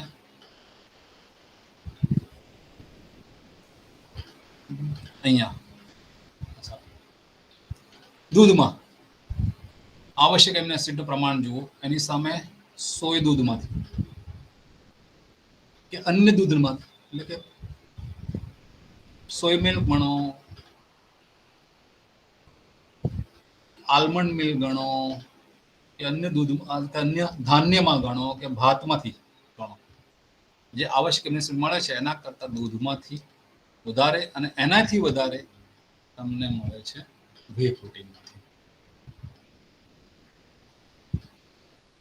એટલે વે પ્રોટીન શેમાંથી મળે? દૂધમાંથી છે. પણ આ અહીંયા આગળ એનું વધારે પડતું કોન્સન્ટ્રેશન થાય છે એટલે તમને વધારે દેખાય. બાકી દૂધમાં છે જ. એટલે દૂધમાંથી જો આવશ્યક એમિનો એસિડો બીજા સોયાબીન ગણો, અન્ય ધાન ગણો કે ચોખામાંથી વધારે મળતું હોય તો શા માટે દૂધ આપણે ન પીવું જોઈએ? મુખ્ય ખનિજ તત્વો આપણે વાત કરી જ છે એટલે હું ફરીથી આગળ નહીં વધારું, પણ કેલ્શિયમ હાડકાની મજબૂતાઈ માટે, સ્નાયુના હલનચલન માટે. પોટેશિયમ જે છે એ ચેતાતંત્રના કાર્ય કરવા માટે, સ્નાયુનું સંકોચન અને વિસ્તરણ, હૃદયના ધબકારાને નિયમિત કરવા માટે પોટેશિયમ મહત્વ છે. ફોસ્ફરસ શરીરમાં કાર્બોહાઈડ્રેટ ચરબીનું ઉર્જામાં રૂપાંતર કરવા માટે. અને સેલેનિયમ એક બહુ ભલે ઓછું જોઈએ પણ બહુ મહત્વનું છે થાઇરોઇડને કંટ્રોલ કરવા માટે. થાઇરોઇડની ગ્રંથિનું નિર્ણાયક એટલે થાઇરોઇડ ગ્રંથિમાંથી જે સ્ત્રાવ થાય હોર્મોન્સ, થાઇરોઇડ હોર્મોન્સ જે શરીરના ચયાપચયમાં ભાગ ભજવે, શરીરમાં જે ઓક્સિડેટિવ સ્ટ્રેસ થાય એનામાં ભાગ ભજવે અને શરીરને થતા નુકસાન ઓક્સિડેટિવ સ્ટ્રેસથી જે નુકસાન થાય ડિજનરેટિવ ડિસીઝ એને કહે છે કે જે તમારે કાર્ડિયોવેસ્ક્યુલર ડિસીઝ એટલે કે હૃદય રોગો, ચેતાતંત્રના રોગો, સ્નાયુઓ નબળા પડવાના રોગો, આ બધામાં બચાવવામાં મદદ કરે.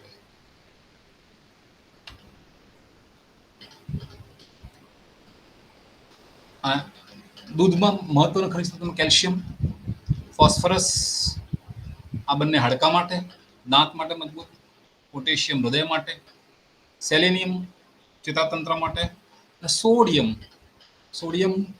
ભલે આપણે કંઈક મીઠું ઓછું ખાઓ, બ્લડ પ્રેશર વધે, સાચી વાત છે, પણ જો બિલકુલ નહીં ખાઓ તો શરીરમાં જે પાણીનું પ્રમાણ જળવાવું જોઈએ એ નહીં જળવાય, ડિહાઇડ્રેશન થઈ શકે છે. જો ડિહાઇડ્રેશન થાય તો બીજા બધા ઘણા બધા રોગો થઈ શકે. ડિહાઇડ્રેશન લાગતા ચામડીના રોગો થઈ શકે, કેન્સરના રોગો થઈ શકે, આંતરડામાં કેન્સર થાય ડિહાઇડ્રેશન થાય. એટલે સોડિયમ પણ એટલું મહત્વનું છે જે દૂધમાંથી મળે છે. ઓછું છે, આપણે ફક્ત 40 મિલીગ્રામ જ, જ્યારે આપણે લગભગ 2000 મિલીગ્રામ 5 ગ્રામ સુધી સોડિયમ લઈ શકીએ. ડેરી સુધીમાં ખનિજોનું યોગદાન તમે ગણો તો કેટલું, તો આશરે ખોરાકમાંથી કેટલું જોઈએ અહીંયા આપેલું છે. પ્રથમ હરોળમાં કેલ્શિયમ કેટલું જોઈએ, ફોસ્ફરસ કેટલું જોઈએ, સોડિયમ કેટલું જોઈએ, પોટેશિયમ કેટલું જોઈએ, અને એને દૂધમાં 2 કપ દૂધ જો પીતા હોય રોજ તો કેટલું મળે? તો કેલ્શિયમ લગભગ 50% જેટલું, એનાથી ઉપર દૂધમાંથી મળી જાય રોજની જરૂરિયાત કરતા શરીરની. ફોસ્ફરસ લગભગ 25% જેટલું દૂધમાંથી મળી જાય, બાકી બીજા ખોરાકમાંથી મળે. પોટેશિયમ લગભગ 9%, 8%, 9% જેટલું મળી જાય. મેગ્નેશિયમ લગભગ 8%, 9% જેટલું મળી જાય. અને આયોડિન જે છે, જે આપણે આયોડાઇઝ સોલ્ટ કરીએ છીએ કે હવે સરકાર વચ્ચે કરી તો મીઠામાં આયોડિન રહેવું અને આયોડાઇઝ સોલ્ટ વેચવું, હવે કાયદો કાઢી નાખ્યો છે ધીમે ધીમે. દૂધમાંથી લગભગ 50% ઉપર આયોડિન મળી જતું હોય. જો દૂધ પીતા હતા આયોડિન ડેફિશિયન્સી થાય નહીં, આયોડિન ડેફિશિયન્સી ના થાય તો થાઇરોઇડને લગતા જે રોગો છે ના થઈ શકે. વિટામિન જે દૂધમાંથી કેટલા મળે છે અહીંયા આપેલું છે. આપણે વિટામિન એ મળે, વિટામિન બી કોમ્પ્લેક્સ મળે, વિટામિન સી નો સ્ત્રોત બહુ છે નહીં, દૂધમાંથી નથી મળતો અને ગાયના દૂધમાંથી બિલકુલ નથી. વિટામિન ડી 40 ઇન્ટરનેશનલ યુનિટ મળે. વિટામિન ઈ મળે, ઓછી માત્રામાં મળે, 0.06 મિલીગ્રામ જ મળે. ફોલેટ જે મહત્વનું છે પ્રેગ્નન્સીમાં, એટલે કે ગર્ભાધાન વખતે બાળકના તંદુરસ્તી માટે, એ પણ માઇક્રોગ્રામમાં જ જરૂરિયાત હોય છે અને લગભગ દૂધમાંથી ગાયના દૂધ જોઈએ એટલું મળી જાય છે. વિટામિન કે પણ મળી જાય છે. તો મહત્વ વિટામિન એ હવે જાણો છો આપણે કે દ્રષ્ટિ સારી દ્રષ્ટિ માટે, આંખોની તંદુરસ્તી માટે, શરીરમાં કોષો અને પેશીઓની વૃદ્ધિ માટે, ચેપથી બચાવે, એન્ટીઓક્સિડન્ટ તરીકે કામ કરે એટલે, અને કેન્સર અને વૃદ્ધાવસ્થાના અન્ય રોગો સામે રક્ષણ આપે છે. વિટામિન ડી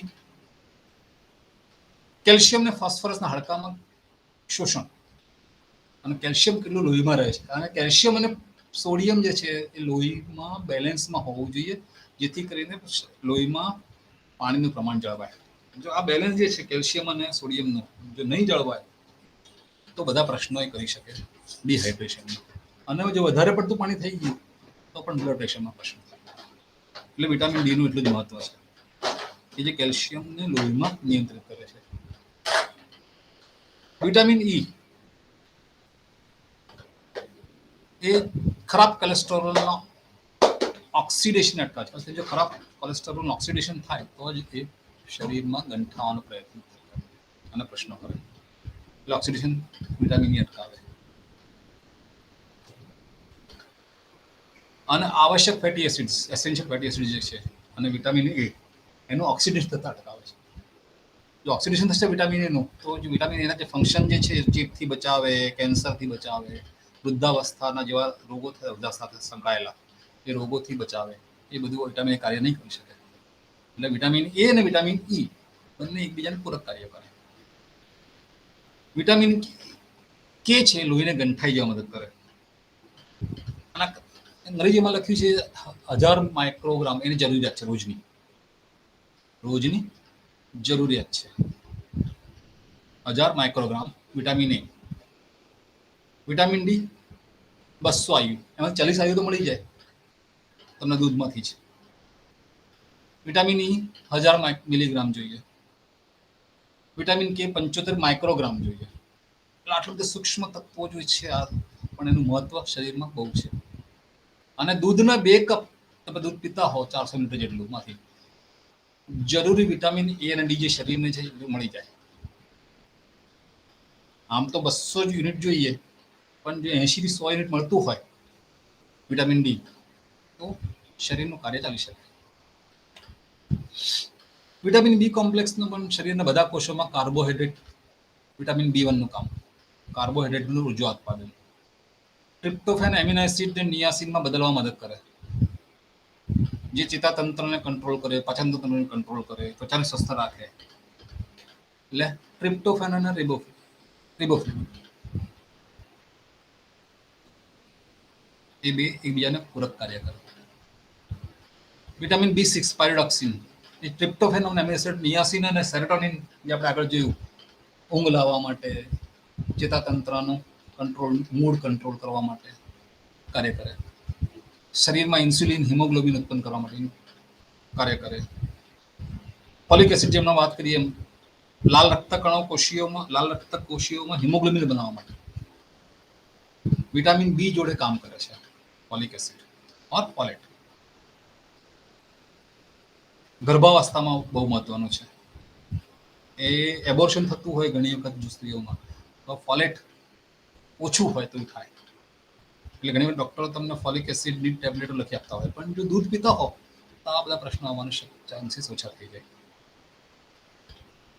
અને ડીએનએ આરએનએ જે આપણે શરીરનું બંધારણ જે છે, એ કહે છે ને કે ખૂન કર્યું હોય તો એનો ડીએનએ ટેસ્ટ કરાવો, તો ડીએનએ બંધારણ કોણ નક્કી કરે? Amino acid. આ એમિનો એસિડમાં વિટામિન ફોલેટ જે છે એ એમિનો એસિડ જોડે મળીને ડીએનએ આરએનએ કોષના બંધારણમાં બંધારણ નક્કી કરવા માટે કાર્ય કરે. વિટામિન B12 નું આપણે વાત કરી દીધી આગળ.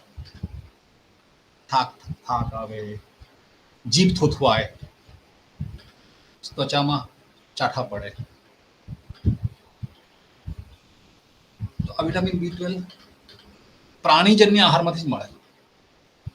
દૂધ એ પ્રાણીજન્ય આહાર નહીં, પ્રાણીજન્ય જે તમારે આહારમાં લો છો, એટલે કે દૂધ છે, ફિશ છે, મીટ છે, તો વિટામિન B12 આમાંથી જ મળે. વેગન હમણાંથી જે બહુ પ્રકાર ચાલે છે કે ભાઈ દૂધ નહીં પીવું, એવું લોકો પ્રચાર કરી રહ્યા છે. દૂધ એક ઝેર છે એવું પણ કહે છે. તો જે લોકો દૂધ નહીં પીતા હોય તેમને વિટામિન B12 ની ઉણપ રહેશે.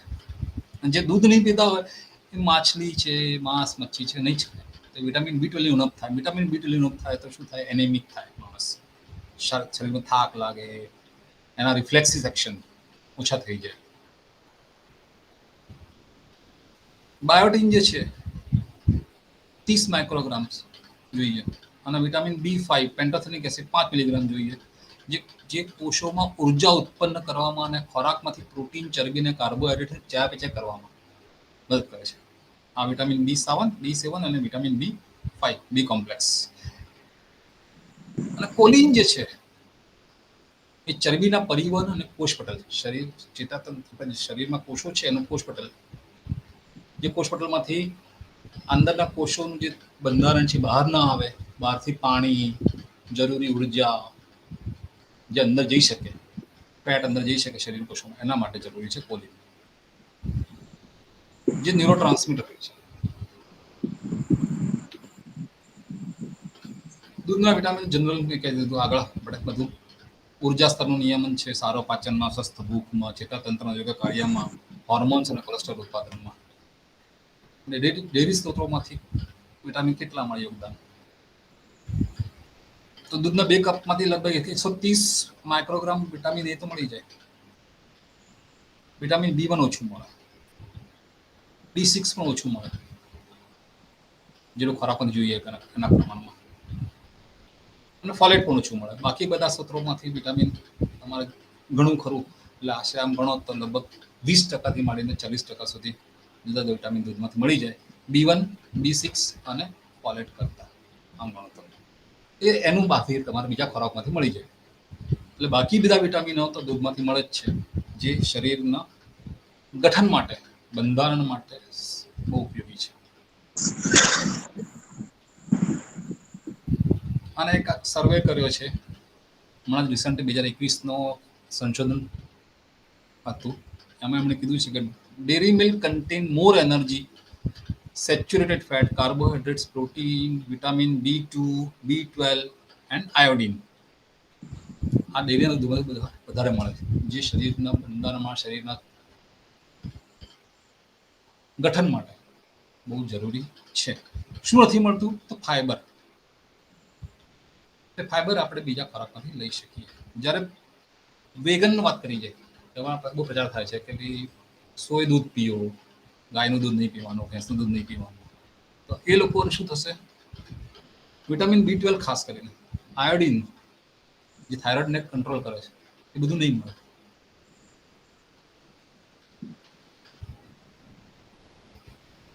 તો પછી એના લગતા રોગો ઉત્પન્ન થઈ શકે. અને ખાસ કરીને વિટામિન B12 શરીરમાં ભલે માઇક્રોગ્રામમાં જરૂરિયાત છે, પણ એનું મહત્વ બહુ છે. આ બધા સાથે આપણે જોઈએ તો આપણે જોયું ઘણા બધા પોષક તત્વો જે છે, એ પોષક તત્વો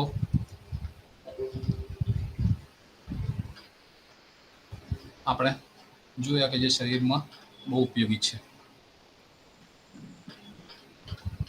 તો આમ આ બધાનું સંગઠન કરીને જોઈએ તો શરીરમાં પ્રોટીનનું પણ મહત્વ છે, શરીરમાં ફેટનું પણ મહત્વ છે, શરીરમાં વિટામિનનું પણ મહત્વ છે, શરીરમાં જુદા જુદા ખનિજનું પણ મહત્વ છે. અને આ મહત્વને લઈને જો એકત્રિત રીતે જોઈએ તો દૂધ એક સંપૂર્ણ આહાર તરીકે કહી શકાય. અને એને ટૂંકમાં કહીએ તો તમે જાણો છો કે બાળક જ્યારે જન્મે, જો માણસનું નાનું બાળક હોય, આશરે 2.5 કિલોથી 3-3.25 કિલો સુધીનું વજન હોય, અને 6 મહિનામાં જોતામાં લગભગ 8-9 કિલોનું થઈ જાય. પછી બીજા વર્ષ પછી કદાચ એ 8-9 કિલોનો 10-12 કિલો થશે, 11-12 કિલો થશે કદાચ. પછી એટલું ઝડપથી નહીં વધે. એ જ રીતે પાડી હોય તો એનું પણ વજન ઝડપથી વધે છે. કેમ? કારણ કે એ દૂધમાં વે પ્રોટીન જે છે વધારે છે. દૂધમાં, માતાના દૂધમાં જ્યારે પ્રથમ હોય એટલે પેલા 7 દિવસ સુધી કે 15 દિવસ સુધી વે પ્રોટીન વધારે હોય. અને વે પ્રોટીન એટલે કે સોલ્યુબલ, એટલે કે પાણીમાં જલ્દી ભળી શકે એવા પ્રોટીન. અને એ પ્રોટીન ગ્રોથ માટે, એટલે વૃદ્ધિ માટે બહુ ઉપયોગી છે. મસલના બંધારણ માટે, સ્નાયુના બંધારણ માટે. એટલે કે અને જો માતાનું ધાવણ બાળક ધાવતું હશે તમને કોઈ રોગથી નહીં થાય. કારણ કે એમાં ઘણા બધા એવા તત્વો છે, માન્ય તત્વો, જે મેં ડિસ્કસ નથી કર્યા, જે આયરન દૂધમાં નથી, પણ બહારથી જો મળે તો એને બાંધી રાખે, એવા પણ તત્વો છે. અને આયરનની ડેફિશિયન્સી થાય તો એનિમિયા થઈ શકે, જેમ વિટામિન B12માં ડેફિશિયન્સી થાય રીતે. તો આ બધા તત્વોનું મહત્વ સમજીને આપણે એમ કહી શકીએ કે દૂધ એક સંપૂર્ણ આહાર છે. તમે 6 મહિના સુધી દૂધ લો, બાળકને આપો, અને બીજું કશું પણ ના આપો, તો પણ બાળકની વૃદ્ધિ થાય અને સારી રીતે રોગ પ્રતિકારક શક્તિ પણ વિકસાવી શકે, અને એને વૃદ્ધિ થાય. આ સાથે હું અહીંયા મારું સંભાષણ બંધ કરું છું. મને ખૂબ શાંતિથી સાંભળ્યો, એના માટે ખૂબ ખૂબ આભાર. ખૂબ ખૂબ આભાર સાહેબ.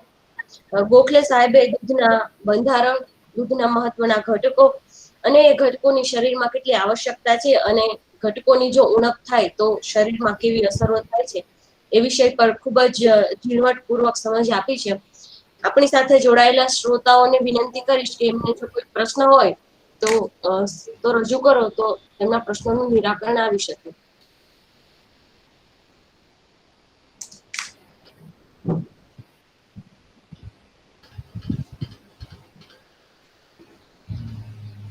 અત્યારે આપણી સાથે કામધેનુ યુનિવર્સિટીના વિસ્તરણ શિક્ષણ નિયામક ડોક્ટર પીએચ વાટલિયા સાહેબ પણ જોડાયેલ છે. હું સાહેબને વિનંતી કરીશ કે તે અમને થોડું માર્ગદર્શન આપે.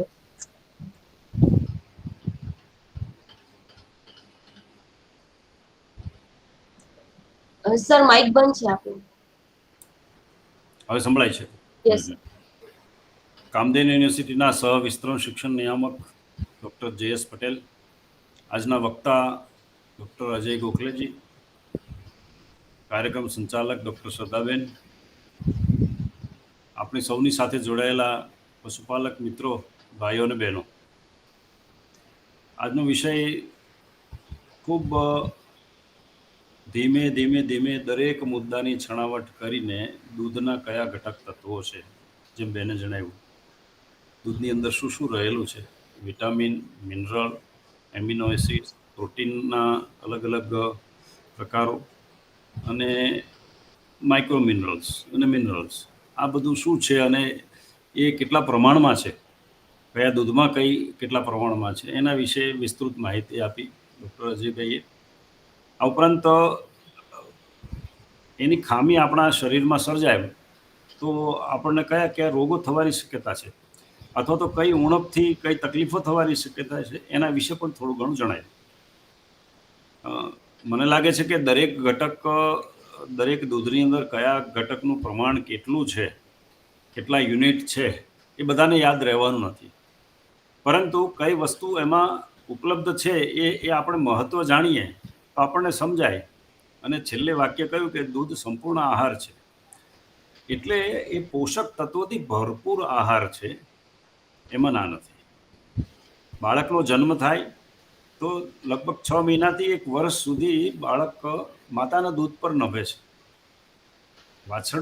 વાછરડી કે પાડું પાડી પણ, અથવા તો બકરીનું બચ્ચું હોય એ પણ, પોતાની જીવનનો શરૂઆતનો 3 થી 6 મહિના સુધીનો તબક્કો તો મોટાભાગે જન્મથી 6 મહિના સુધીનો તબક્કો એ દૂધ પર પોતાના શરીરને ટકાવી રાખે છે, વૃદ્ધિ પામે છે અને એની ઝડપથી વિકાસ પણ થાય છે. આ ઉપરાંત અગત્યની વાત એ છે કે જન્મ પછી તરતનું જે દૂધ, જે આપણે કરાટું કહીએ છીએ, એ ખૂબ મહત્વનું છે. રોગ પ્રતિકારક શક્તિ માતાના દૂધમાંથી બાળકને મળે છે, એ શરૂઆતના દૂધમાંથી જ મળે છે. એ ગાય હોય, ભેંસ હોય કે મનુષ્ય હોય, માતાના દૂધમાંથી જે રોગ પ્રતિકારક શક્તિ જે માતાના શરીરમાંથી દૂધ વાટે જે બાળકને મળે છે, એ માતાના દૂધ સિવાય બીજે ક્યાંયથી મળતી નથી. એ એક પ્રકારનું કુદરતી વેક્સિનેશન છે. એટલે દૂધની અંદરના ઘટક તત્વો ખૂબ જ અગત્યના છે. અને દૂધને આપણે જે પશુ જે દૂધ ઉત્પાદન કરે છે એની પાસેથી જે એના બચ્ચા માટે જે દૂધ ઉત્પાદન થાય છે, એના કરતાં અનેક ગણું વધારે આપણે દૂધ ઉત્પાદન મેળવતા થયા છીએ. એટલે આપણે એ બચ્ચાનું દૂધ આપણે છીનવી લેતા નથી. એના માતાનું દૂધ આપણે છીનવી લઈએ અને પછી એનો આપણે મનુષ્ય તરીકે દુરુપયોગ કરીએ, એ માન્યતા ખોટી છે. વાછડું કે વાછરડી હોય કે પાડું હોય કે એનું વજન હોય, એના વજનના 10%થી વધુ દૂધ ન લઈ શકે, વધુમાં વધુ. એટલે એ માત્રાની મર્યાદા છે. આપણે પોતે પણ જે દૂધ પીએ તો એની પણ મર્યાદા છે. આપણે 2 ગ્લાસને બદલે 1 લીટર વધુ પી શકીએ, પણ 4-5 લીટર જો દૂધ પી જાવ તો તરત આપણા શરીરને આડઅસર થાય, તરત જ આપણને ઝાડા થઈ જાય. એટલે એનું પ્રમાણ છે. એટલે એ પ્રમાણથી વધારાનું જેટલું દૂધ ઉત્પાદન થાય આપણે ઉપયોગ કરીએ, એમાં કંઈ જ ખોટું નથી. મનુષ્ય તરીકે આપણે એ પોષક તત્વોનો ઉપયોગ કરીએ, એમાં કંઈ જ ખોટું નથી. એટલે વેગનની ફિલોસોફીનો હું તદ્દન નકાર કરું છું. વેગન એટલે આપણે વધારે પડતા ચોખલિયા થવાના. એટલે આપણે કોઈ પ્રકારની હિંસા કરતા નથી. આપણે કોઈ હિંસક પદ્ધતિથી આપણે દૂધ મેળવતા નથી. એટલે જેમને વેજીટેરિયનિઝમને આપણે જે શાકાહાર એટલે કે માંસાહાર ન કરવો એ માનતા હોય એમને દૂધ લેવામાં કંઈ વાંધો નથી. દૂધ ગાંધીજી બકરીનું દૂધને બહુ મહત્વ આપતા, કારણ કે એ પચાવવામાં સહેલું છે અને માનવ દૂધની તદ્દન નજીક છે. આ રીતે ઊંટડીનું દૂધ, ઊંટડીના દૂધમાં પણ જે પોષક તત્વો છે હૃદય માટે ગુણકારી છે. ઊંટડીનું દૂધ પણ હવે અમૂલ ડેરી દ્વારા, ખાસ કરીને સરહદ ડેરી દ્વારા એનું ઉત્પાદન એકત્રીકરણ થાય છે અને એ દૂધને પણ આપણે વેચાણમાં મળે છે. ગાયનું દૂધ શ્રેષ્ઠ છે. બકરીનું દૂધ પણ હવે ડેરીના માધ્યમથી મળતું થયું છે અને જે બકરી પાલન કરે છે એના બાળકો તો બકરીના દૂધ પર ખૂબ સરસ રીતે તંદુરસ્તી જાળવી શકે છે. બીજી વાત એ છે કે દૂધ પીવાથી આપણા શરીરની તંદુરસ્તી જળવાય છે. આપણા શરીરની જે રોગ પ્રતિકારક શક્તિ દૂધ પોતે કદાચ ન કરે પેદા, પરંતુ એના કારણે આપણા શરીરની રોગ પ્રતિકારક શક્તિ તો સારી વિકસે છે. દૂધ પ્રત્યક્ષ રીતે રોગ પ્રતિકારક શક્તિ એના બાળકમાં અમુક મર્યાદિત સમય પૂરતી જ આપે. ત્યાર પછી રોગ પ્રતિકારક શક્તિ પેદા કરવા માટે જે પ્રોટીન, મિનરલ્સ અને વિટામિન્સની જરૂર પડે છે એ શરીરમાં ઉપલબ્ધ કરાવે છે. અને આપણું શરીર જ્યારે રોગ પ્રતિકારક શક્તિ પેદા કરવા માટે જે ઘટક તત્વો જોઈએ એનો ઉપયોગ કરીને શરીર પોતે જ્યારે રોગનો સામનો કરે ત્યારે એ પ્રતિકારક શક્તિ તૈયાર કરી રાખે છે અને એના કારણે એ આપણે કોઈ પણ રોગનો સામનો કરવા માટે સફળ થઈએ છીએ. મિત્રો, આપ સૌ જાણો છો કે આપણે ઓલિમ્પિકના લગભગ 7 મેડલ મેળવ્યા, તો એમાંના મોટા ભાગના આપણા એથ્લીટ્સ, ઓલિમ્પિયન્સ બધા માંસાહારી નથી. ખૂબ સરસ કસરત કરે, શરીરને કેળવે અને દૂધ પર નભે છે. મોટા ભાગના તમે પૂછજો, એની સ્ટોરી વાંચજો ન્યૂઝપેપરમાં અને અન્ય માધ્યમથી આપને જાણવા મળશે કે દૂધને મહત્તમ ઉપયોગ. આપણા ક્રિકેટરો પણ દૂધને ખૂબ મહત્વ આપે છે. આપણા બધા જ ખેલાડીઓ દૂધને ખૂબ મહત્વ આપે છે. ખાસ કરીને કસરતબાજો, જે શાકાહારી કસરતબાજો છે એ પ્રોટીનનો પાવડર ખાસ કરીને લેતા હોય અને એ ખાસ વે પ્રોટીન, જે હમણાં ગોખલે સાહેબે જણાવ્યું વે પ્રોટીન, એ વે પ્રોટીન એટલે એ આપણે છાશની અંદર અથવા તો પનીર બનાવે ત્યારે વહી જતું પ્રોટીન છે કે જે કદાચ એ પહેલાં તો ઉપયોગમાં લેવામાં નહોતું આવતું, પણ હવે ડેરીના નિષ્ણાતો એ વાત જાણી લીધી કે આ તો ખૂબ જ ઉત્તમ પ્રોટીન છે અને એ તો સ્વાસ્થ્ય માટે ખૂબ જ ફાયદાકારક છે. એટલે વે પ્રોટીનને હવે અલગ તારવવા માંડ્યા અને એનું વેચાણ અલગથી થાય છે. વિશ્વભરની અંદર સૌથી મોંઘું જો દૂધનું પ્રોટીન આવતું હોય તો વે પ્રોટીન છે. એ 1500 થી 3000 રૂપિયા કિલોના ભાવે એ પ્રોટીન મળતું હોય છે બજારમાં. એમાં વિવિધ બ્લેન્ડ પણ કરીને હવે બજારમાં ઉપલબ્ધ છે. વે પ્રોટીન મોંઘું હોય તો સ્કીમ મિલ્ક પાવડર, જે બોર્નવિટા કે એવી અલગ પ્રોડક્ટ્સની અંદર કે અમૂલ પ્રોમાં, ખાસ કરીને અમૂલ પ્રોની અંદર પણ એ મળતું હોય છે. એટલે એવા પ્રોટીન પણ આપણને બજારમાંથી મળતા હોય તો દૂધના વિકલ્પે પણ જ્યારે આપણને જરૂર પડે કે આપણને લિક્વિડ મિલ્ક મળી શક્યું ના હોય કોઈ સંજોગોમાં, અથવા તો આપણને વધુ માત્રામાં પ્રોટીન લેવું છે, કે દૂધમાં 85% જેટલું પાણી હોય અને પ્રોટીન પ્રમાણ તો 5%ની આજુબાજુ હોય, તો તમારે વધુ માત્રામાં પ્રોટીન લેવું હોય તો દૂધને બદલે દૂધનો પાવડરનો પણ આપણે ઉપયોગ કરી શકીએ. દૂધની વિવિધ બનાવટોનો પણ ઉપયોગ કરી અને એમાંના જે ન્યુટ્રિયન્ટ્સ છે એનો નાશ ન થઈ જાય એ પ્રકારની બનાવટો. દૂધને ખૂબ જ ઉકાળીને એકદમ જ એના શું કહેવાય, એનું બધા જ તત્વો ડાયજેસ્ટ થઈ જાય અને કોઈ ઉપલબ્ધતા ઓછી થઈ જાય એ પ્રકારે પ્રક્રિયા કરીને નહીં, તો એ દૂધની જે બનાવટો છે એનો પણ ઉપયોગ કરીને આપણા સ્વાસ્થ્ય માટે આપણે પૂરતું પોષણ મેળવી શકીએ છીએ. એટલે દૂધના ગુણ આપણે કહીએ તેટલા ઓછા છે. સંપૂર્ણ આહાર એનો અર્થ એવો નહીં કે એકલા દૂધ પર તમે આખું જીવન તમે પસાર કરો. આપણે એના પૂરક તરીકે શરીરની જરૂરિયાત પ્રમાણે અલગ અલગ પ્રકારના ખોરાકના ખાદ્ય પદાર્થોનો આપણે ઉપયોગ કરીને આપણા શરીરને ટકાવીએ, મજબૂત રાખીએ. લાંબી આવરદા જોઈતી હોય તો આપણે દૂધનો ઉપયોગ કરવો જોઈએ. ટૂંકમાં કહું કે જેને લાંબુ જીવવું છે દૂધ પીવે તો એ લાંબુ જીવી શકશે.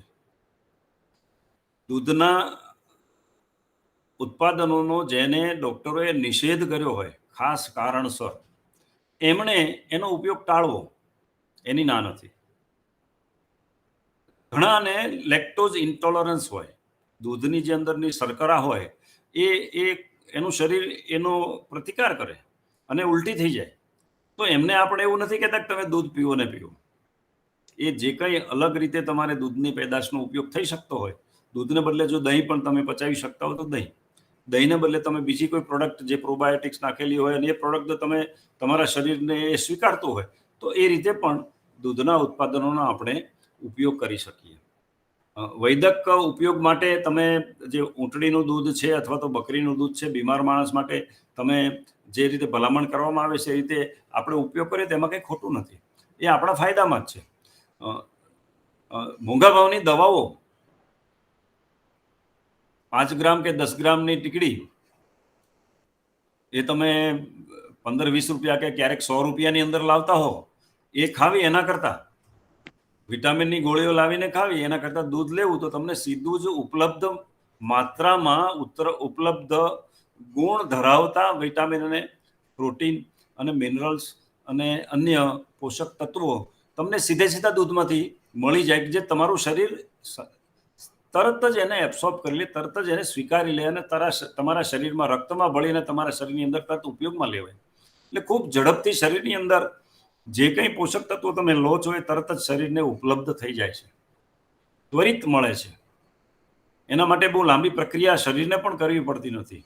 એટલે સુપાચ્ય ખોરાક છે, એનાથી આપણી તંદુરસ્તી જળવાઈ રહે છે, રોગનો સામનો કરવામાં પણ મદદ કરે છે. બીમાર માણસ માટે પણ દૂધ આપણે ઉપયોગમાં લઈ શકીએ છીએ.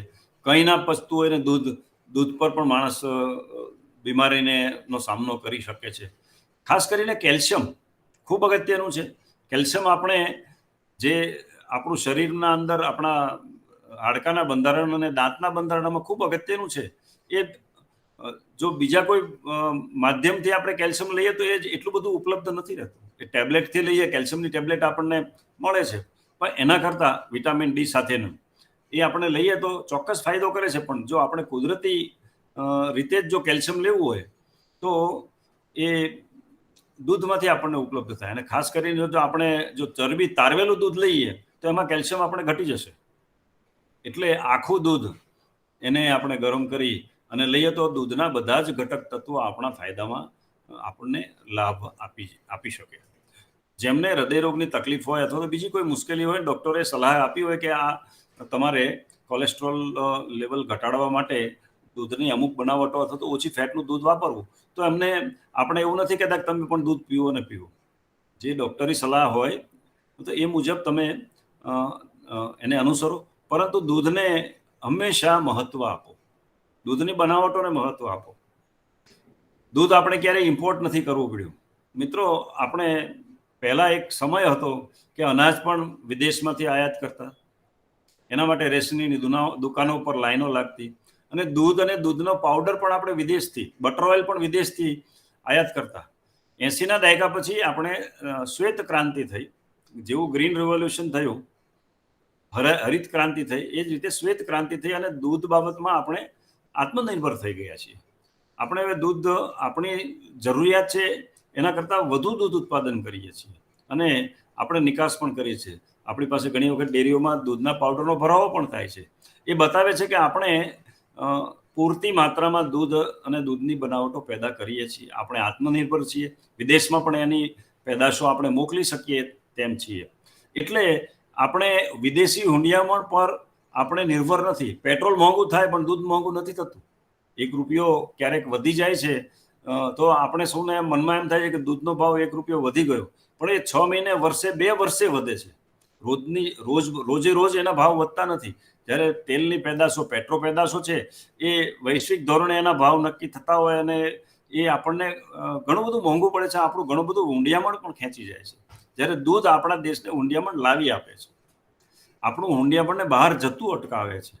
એટલે એ રીતે પણ આપણા સ્વાસ્થ્યમાં જેવી રીતે દૂધ અગત્યનો ભાગ ભજવે છે, એવી રીતે ગુજરાત રાજ્યના આર્થિક સ્વાસ્થ્યમાં પણ દૂધ બહુ અગત્યનો ભાગ ભજવે છે. લગભગ 40,000 થી 50,000 કરોડ રૂપિયાનું દૂધ દર વર્ષે આપણી ડેરીઓ પ્રોસેસ કરે છે. એટલે અને આપણા દેશના સ્વાસ્થ્ય માટે, આર્થિક સ્વાસ્થ્ય માટે પણ દૂધ અગત્યનો ભાગ ભજવે છે. ગુજરાત દૂધ ઉત્પાદનમાં 3જો નંબરનું સ્થાન ધરાવે છે. ઉત્તર પ્રદેશ, રાજસ્થાન આ બાબતમાં આગળ છે અને માથાદીઠ દૂધ ઉત્પાદન બાબતમાં પણ ગુજરાત ઘણું આગળ છે. આમ છતાં નાનકડા રાજ્યો પંજાબ અને હરિયાણા જેવા એ આપણા કરતાં માથાદીઠ દૂધની ઉપલબ્ધતામાં ઘણા આગળ છે. પરંતુ એ નાના રાજ્યો છે અને પશુપાલન ખૂબ જ મોટા પ્રમાણમાં કરે છે, એટલે એમની પાસે વધુ દૂધ પેદા થાય છે. ઉત્તર પ્રદેશ અને રાજસ્થાન બંને રાજ્યો ગુજરાત કરતાં આગળ છે, પરંતુ એ બંને રાજ્યો મોટા છે અને પશુઓની સંખ્યા વધારે છે. એના કારણે ત્યાં મહત્તમ દૂધ ઉત્પાદન થાય છે. એટલે સારું ગુણવત્તાયુક્ત દૂધ ગુજરાતની અંદર પેદા થાય છે. એની અવનવી પેદાશો આપણે બજારની અંદર મૂકીએ છીએ. લિક્વિડ મિલ્ક પણ આપણને પૂરતા પ્રમાણમાં ઉપલબ્ધ થાય છે અને આપણે ક્યારેય દૂધની ખેંચ વર્તાતી એવું આપણા ગુજરાતના ગામડાઓમાં ક્યારેય જોયું નથી, ગુજરાતના શહેરમાં પણ ક્યારેય આપણે જોયું નથી. કોવિડની પરિસ્થિતિમાં પણ દૂધ આપણને પૂરતા પ્રમાણમાં ઉપલબ્ધ રહ્યું છે, રાત દિવસ મળતું રહ્યું છે અને આપણને ક્યારેય એની ખેંચ વર્તાઈ નથી, તકલીફ પડી નથી. આપણા ઉત્તર પૂર્વના રાજ્યોમાં જાઓ તો દૂધનો એટલો વપરાશ નથી. ગુજરાતની અંદર આપણે દૂધની રેલમ છેલ છે એમ કહે તો ચાલે. આપણે ભૂતકાળની વાત કરીએ કે ભારતની અંદર દૂધની નદીઓ વહેતી હતી. મારે તો એવું કહેવાનું છે કે ભારતમાં અત્યારે દૂધની નદીઓ જ વહે છે. ભારતમાં દૂધની નદીઓ વહે છે કેમ કે પશુપાલકો ખૂબ મહેનત કરી અને પુષ્કળ દૂધ ઉત્પાદન કરે છે અને સંગઠિત થઈને ડેરી ઉદ્યોગમાં એ દૂધ લાવે છે અને લોકોને એ દૂધ અને દૂધની પેદાશો મળે છે. એટલે ફરીથી વિશેષ ભાર ન મૂકતા દૂધના અને દૂધના ઉત્પાદનોનો વપરાશ વિશેની જે કંઈ ગેરસમજ હોય લોકોના મનમાં એ દૂર કરવા માટે આપ સૌ શ્રોતાઓ ખાસ આ વાતને જાણી અને તમારા મિત્રો, કુટુંબીઓ અને સૌને જણાવો. પોતે પણ દૂધનો ઉપયોગ કરો, બીજા પણ દૂધનો ઉપયોગ કરતા જાય અને એમના મનમાં કોઈ પણ પ્રકારની ગેરસમજ હોય A1 અને A2 દૂધ, આપણે એના વિશે કંઈ ચિંતા જ કરવા જેવી નથી. આપણા બધા મોટાભાગના પશુઓ તો A2 દૂધ જ પેદા કરે છે. મોટાભાગના પશુઓ શબ્દ વાપર્યો છે. એટલે ગાયનું દૂધ હોય, ભેંસનું દૂધ હોય કે પછી ઘેટા બકરા અને અન્ય પશુનું ઊંટનું દૂધ હોય, આ બધા A2 પ્રકારના દૂધ છે. બહુ ઓછી માત્રામાં સંકર ગાયોનું દૂધ હોય છે, A1 પ્રકારનું હોય છે, પણ એ પણ હાનિકારક નથી. એ હું તમને ખાતરીપૂર્વક કહું છું, વૈજ્ઞાનિક રીતે કહું છું કે A1 દૂધ પણ સારું જ છે, એની પણ કોઈ ખામી નથી, એમાં પણ કેન્સર થવાની શક્યતા નથી. એટલે વિદેશમાંથી જે ભ્રામક વાતો આવે છે કે A1 દૂધ સારું નથી, એ વાતથી તમે ગેરમાર્ગે દોરવાશો નહીં. દૂધ સારું છે, દૂધની ગુણવત્તા સારી છે, દૂધ આપણા શરીર માટે પોષક છે, એનો ઉપયોગ કરીએ અને બીજા લોકો પણ ઉપયોગ કરે એના માટે આપણે પ્રોત્સાહન આપીએ. મારી વાત સાંભળી આજના વક્તાએ ખૂબ સરસ રીતે આ વિષયની છણાવટ કરી, ખૂબ ડિટેલમાં ખૂબ માહિતી આપી છે. એ બધી વસ્તુ કદાચ તમને યાદ ના રહે, વિટામિનના નામ ના યાદ રહે, એમિનો એસિડના નામ યાદ ના રહે, લ્યુસિન, આઇસોલ્યુસિન ને મિથિયોનિન આપણે યાદ રાખવાની જરૂર નથી, પણ તમે એટલું જ જાણો કે આમાં ખૂબ પોષક તત્વો મળે છે અને એ જે મળે છે એ આપણા લાભ માટે છે, આપણા શરીર માટે ફાયદામાં છે અને દૂધનો આપણે ઉપયોગ કરીએ. ખાસ કરીને પશુપાલકોને કહેવાનું કે ડેરીમાં દૂધ ભરવા માટે થઈને આપણા ઘેર દૂધ ના વપરાય એવો અભિગમ રાખશો નહીં. દૂધ પોતાના ઘેર પૂરતા પ્રમાણમાં ઉપલબ્ધ હોય, પોતે પૂરતું વાપરો અને ફક્ત વધારાનું દૂધ ડેરીમાં જમા કરાવો. તમારા બાળકોને પુષ્કળ માત્રામાં દૂધ આપો, જરૂરી પૂરતા પ્રમાણમાં દૂધ આપો. એનો પોષક તત્વ તરીકે ઘરમાં પહેલા ઉપયોગ કરો. તમારા ઘરના વૃદ્ધોને દૂધ પૂરતી માત્રામાં આપો, બીમાર લોકોને પૂરતી માત્રામાં દૂધ આપો અને પછી વધારાનું દૂધ છે ડેરીમાં જમા કરાવો. એમાંથી રોકડા પૈસા આવે એનો તમે અન્ય એશ આરામ માટે તમે ઉપયોગ કરો અથવા તો પોતાની સમૃદ્ધિ માટે ધીરે ધીરે તમે આગળ વધો, એની ના નથી. પરંતુ ઘર માટે પહેલું સુખ તે જાતે નર્યા, આ કહેવતને યાદ રાખો. અને પહેલું સુખ એટલે જાતે નર્યામાં જાત એટલે તમારું કુટુંબ, પણ એને સૌથી વધુ પ્રાધાન્ય આપો દૂધના વપરાશ બાબતમાં.